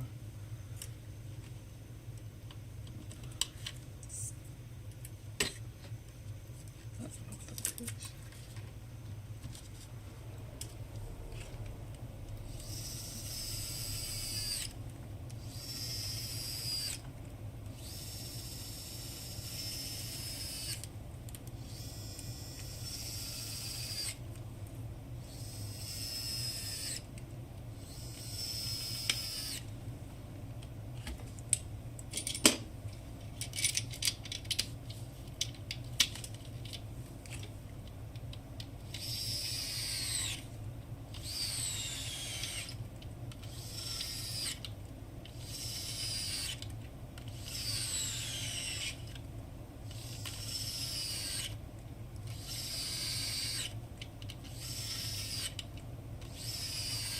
I remember you commenting about the sticky notes, but I don't recall seeing your actual question.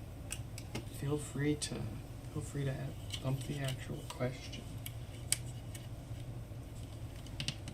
Temp for melting the flux without damaging the soldered components.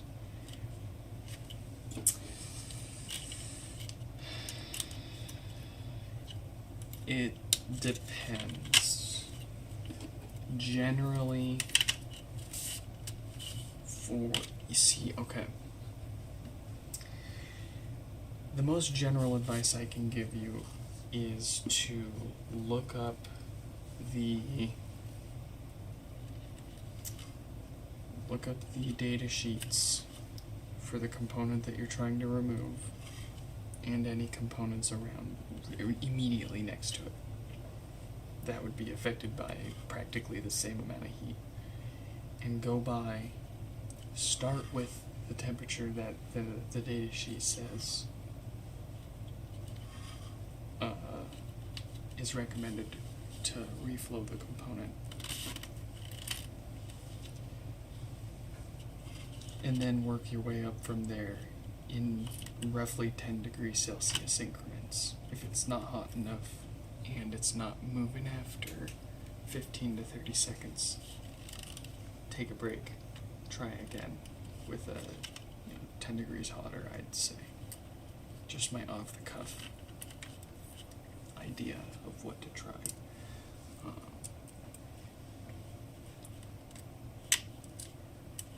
What am I doing? I forgot the amp screws. Where's Stephanie yelling at me about the amp screws? But anyways, that's the most general advice I can give you about what temperature.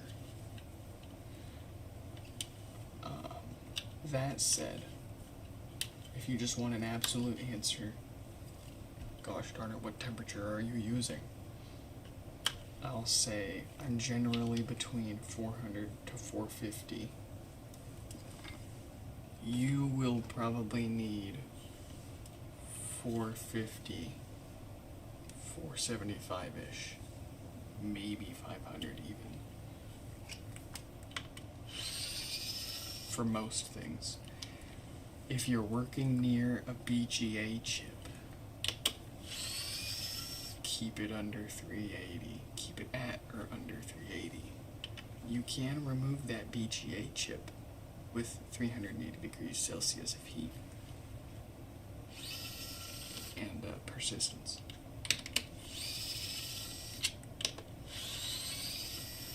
Where did they get the sticky notes from?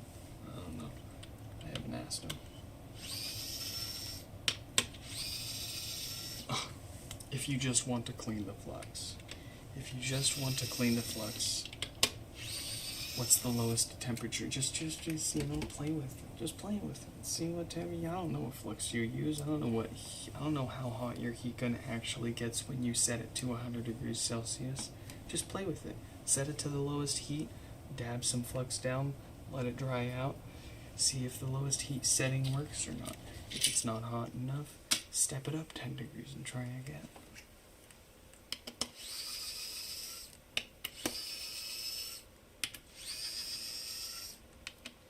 I know I had the context. It's 2:30 in the morning. I'm going on 3 hours of sleep. I'm doing a really good job keeping it together over the fact that I didn't put half the amp screws back into this, so I gotta take it back apart.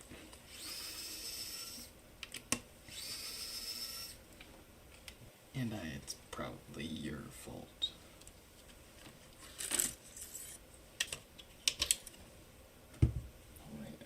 I can reach them all from here, at least. But I think we'll get Jasmine's fixed tonight, and then that's gonna be a night.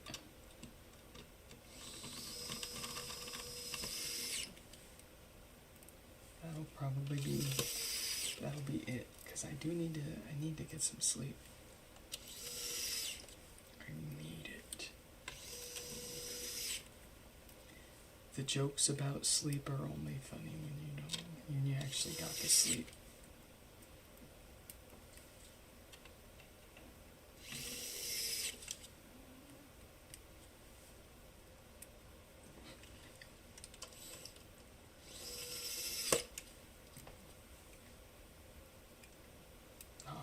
I hope so. I would hope so. And that's why you keep coming back, right?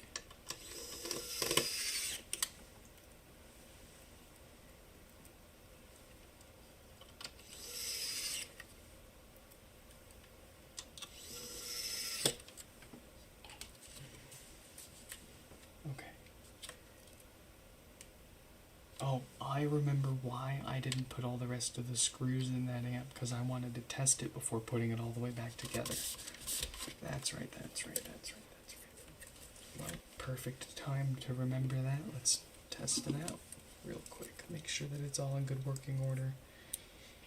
And that we don't have to swap that whole amp board out after all that work.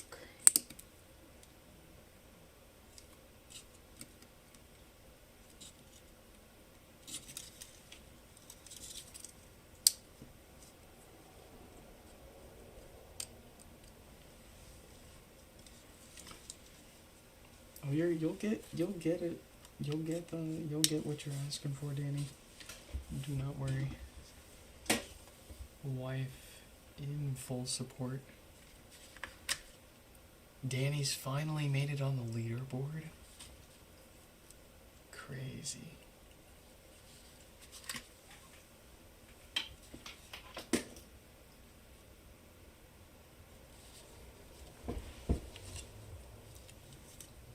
Alright. For some reason.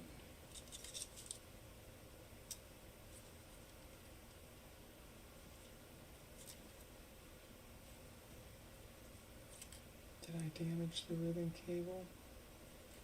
Is that what happened? No.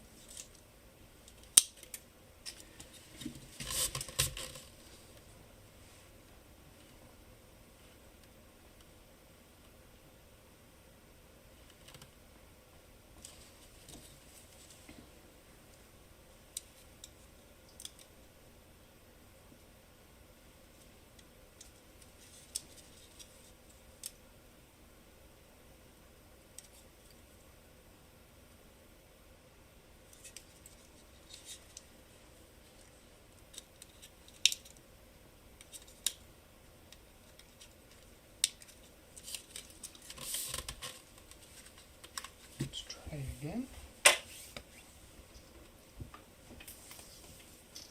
With my kilowatt meter.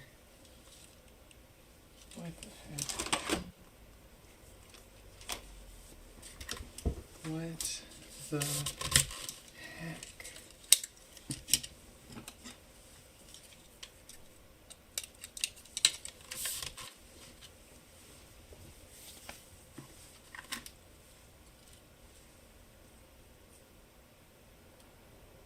Oh, I hear something. This might be the last one for tonight. This is going to take longer than I wanted.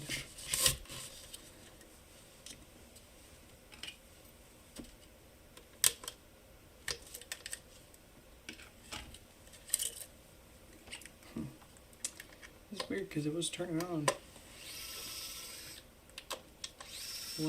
What did we do? What have we done?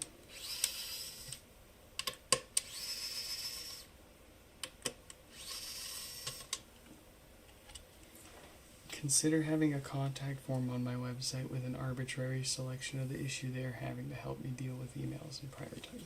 See, most of the emails are coming from people that aren't going to bother doing any of that. They found my email address and they're going to send me an email.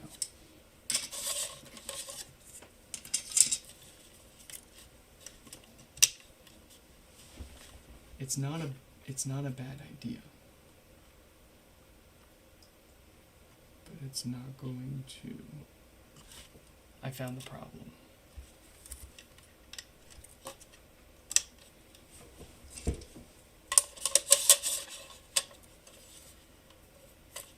We're not going to talk about it. We're just going to put it back together.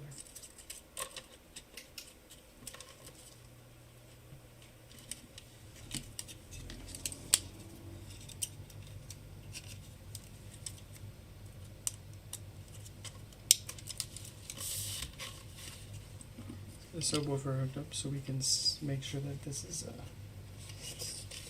all working.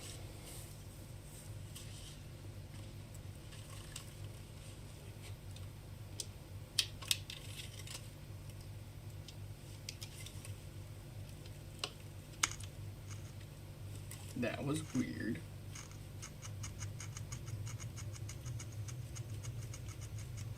It's not plugged into power. It shouldn't be doing that. It shouldn't be doing that.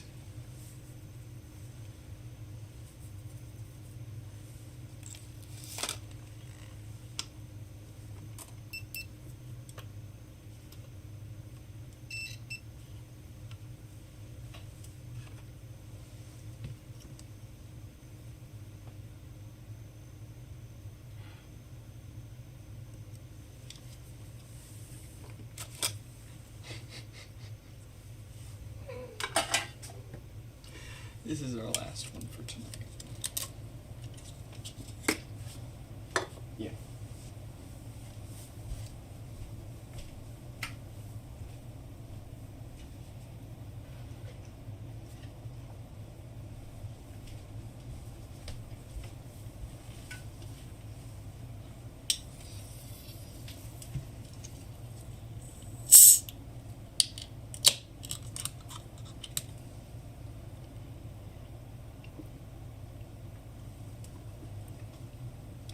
You want the sticky note? Here you go. Here's this one for your reverse searching.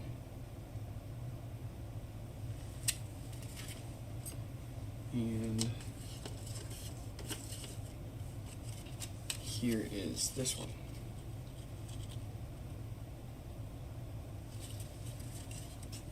I like that one.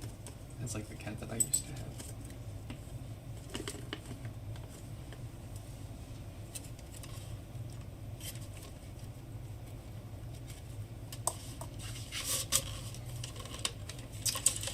Alright, well.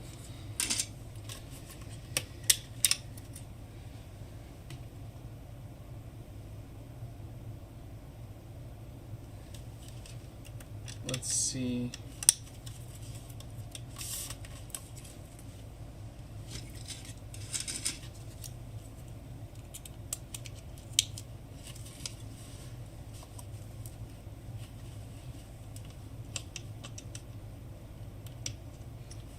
Hopefully this is not all in vain.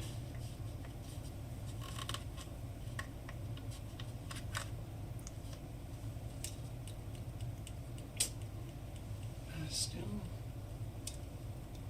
no go.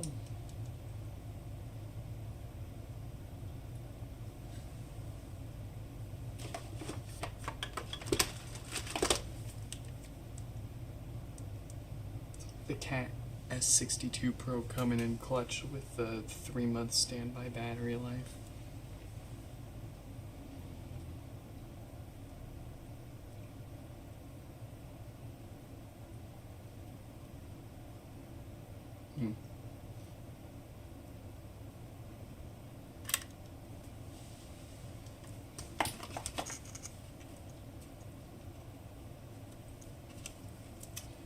I don't like that noise when I'm wiggling the subwoofer connector. That's not normal.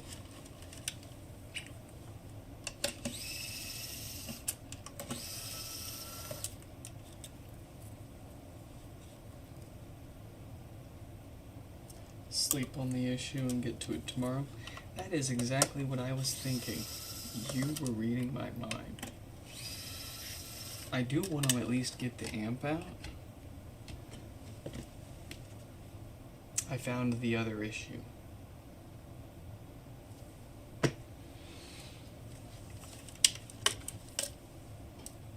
We forgot to reconnect the ribbon cable going into the amp.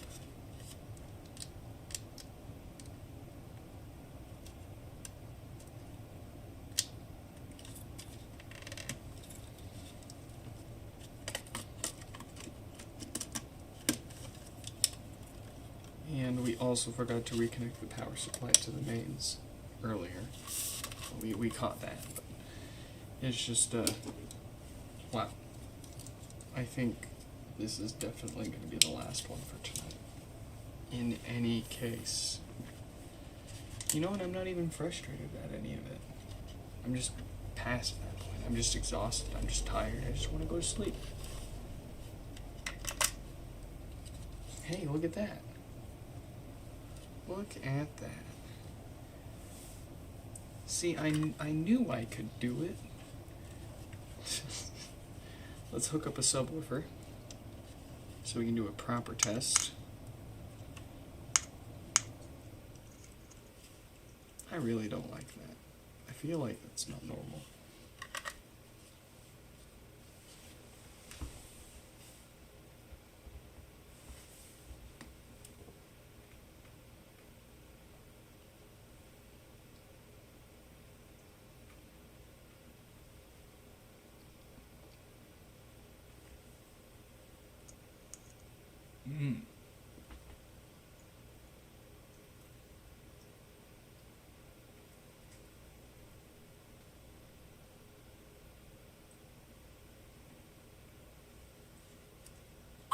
trouble connecting to the internet. I'm having trouble connecting.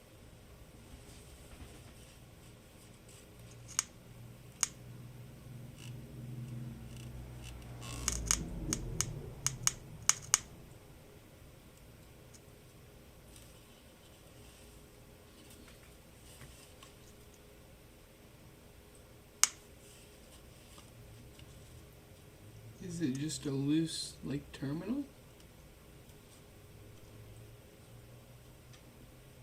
It's hard to tell.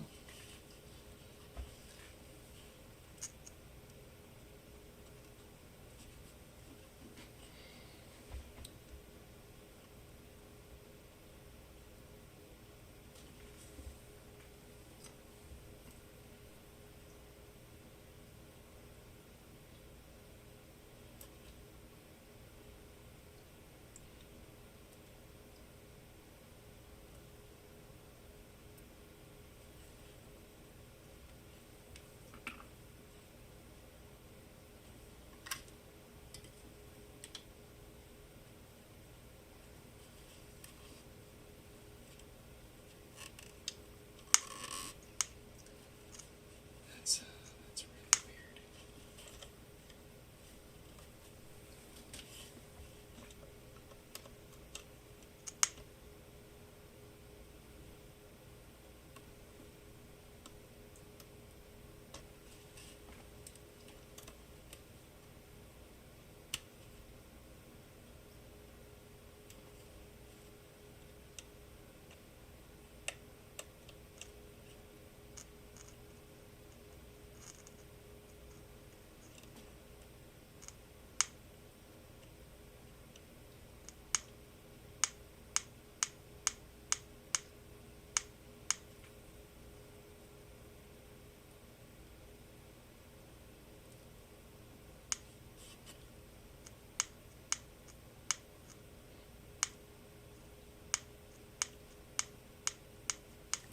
What the heck?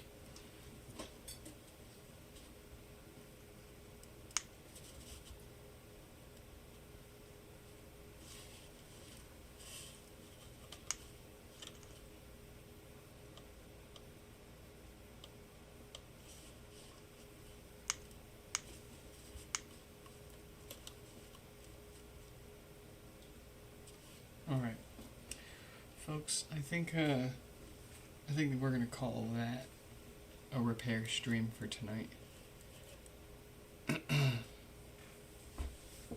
We are going to sleep on it and come back with a fresh brain. Well, as fresh as a couple hours of sleep will get you. And a full-time day job. And then after that, we can come back to it and explore some possibilities here. I want to spend a few more minutes seeing if we can't figure out what's wrong with the amp itself before we just give up and replace the whole board, but I have a few hunches. Folks, Danny, everyone, I hope you all enjoyed this live stream repair. I hope to catch you in the next one. Good night.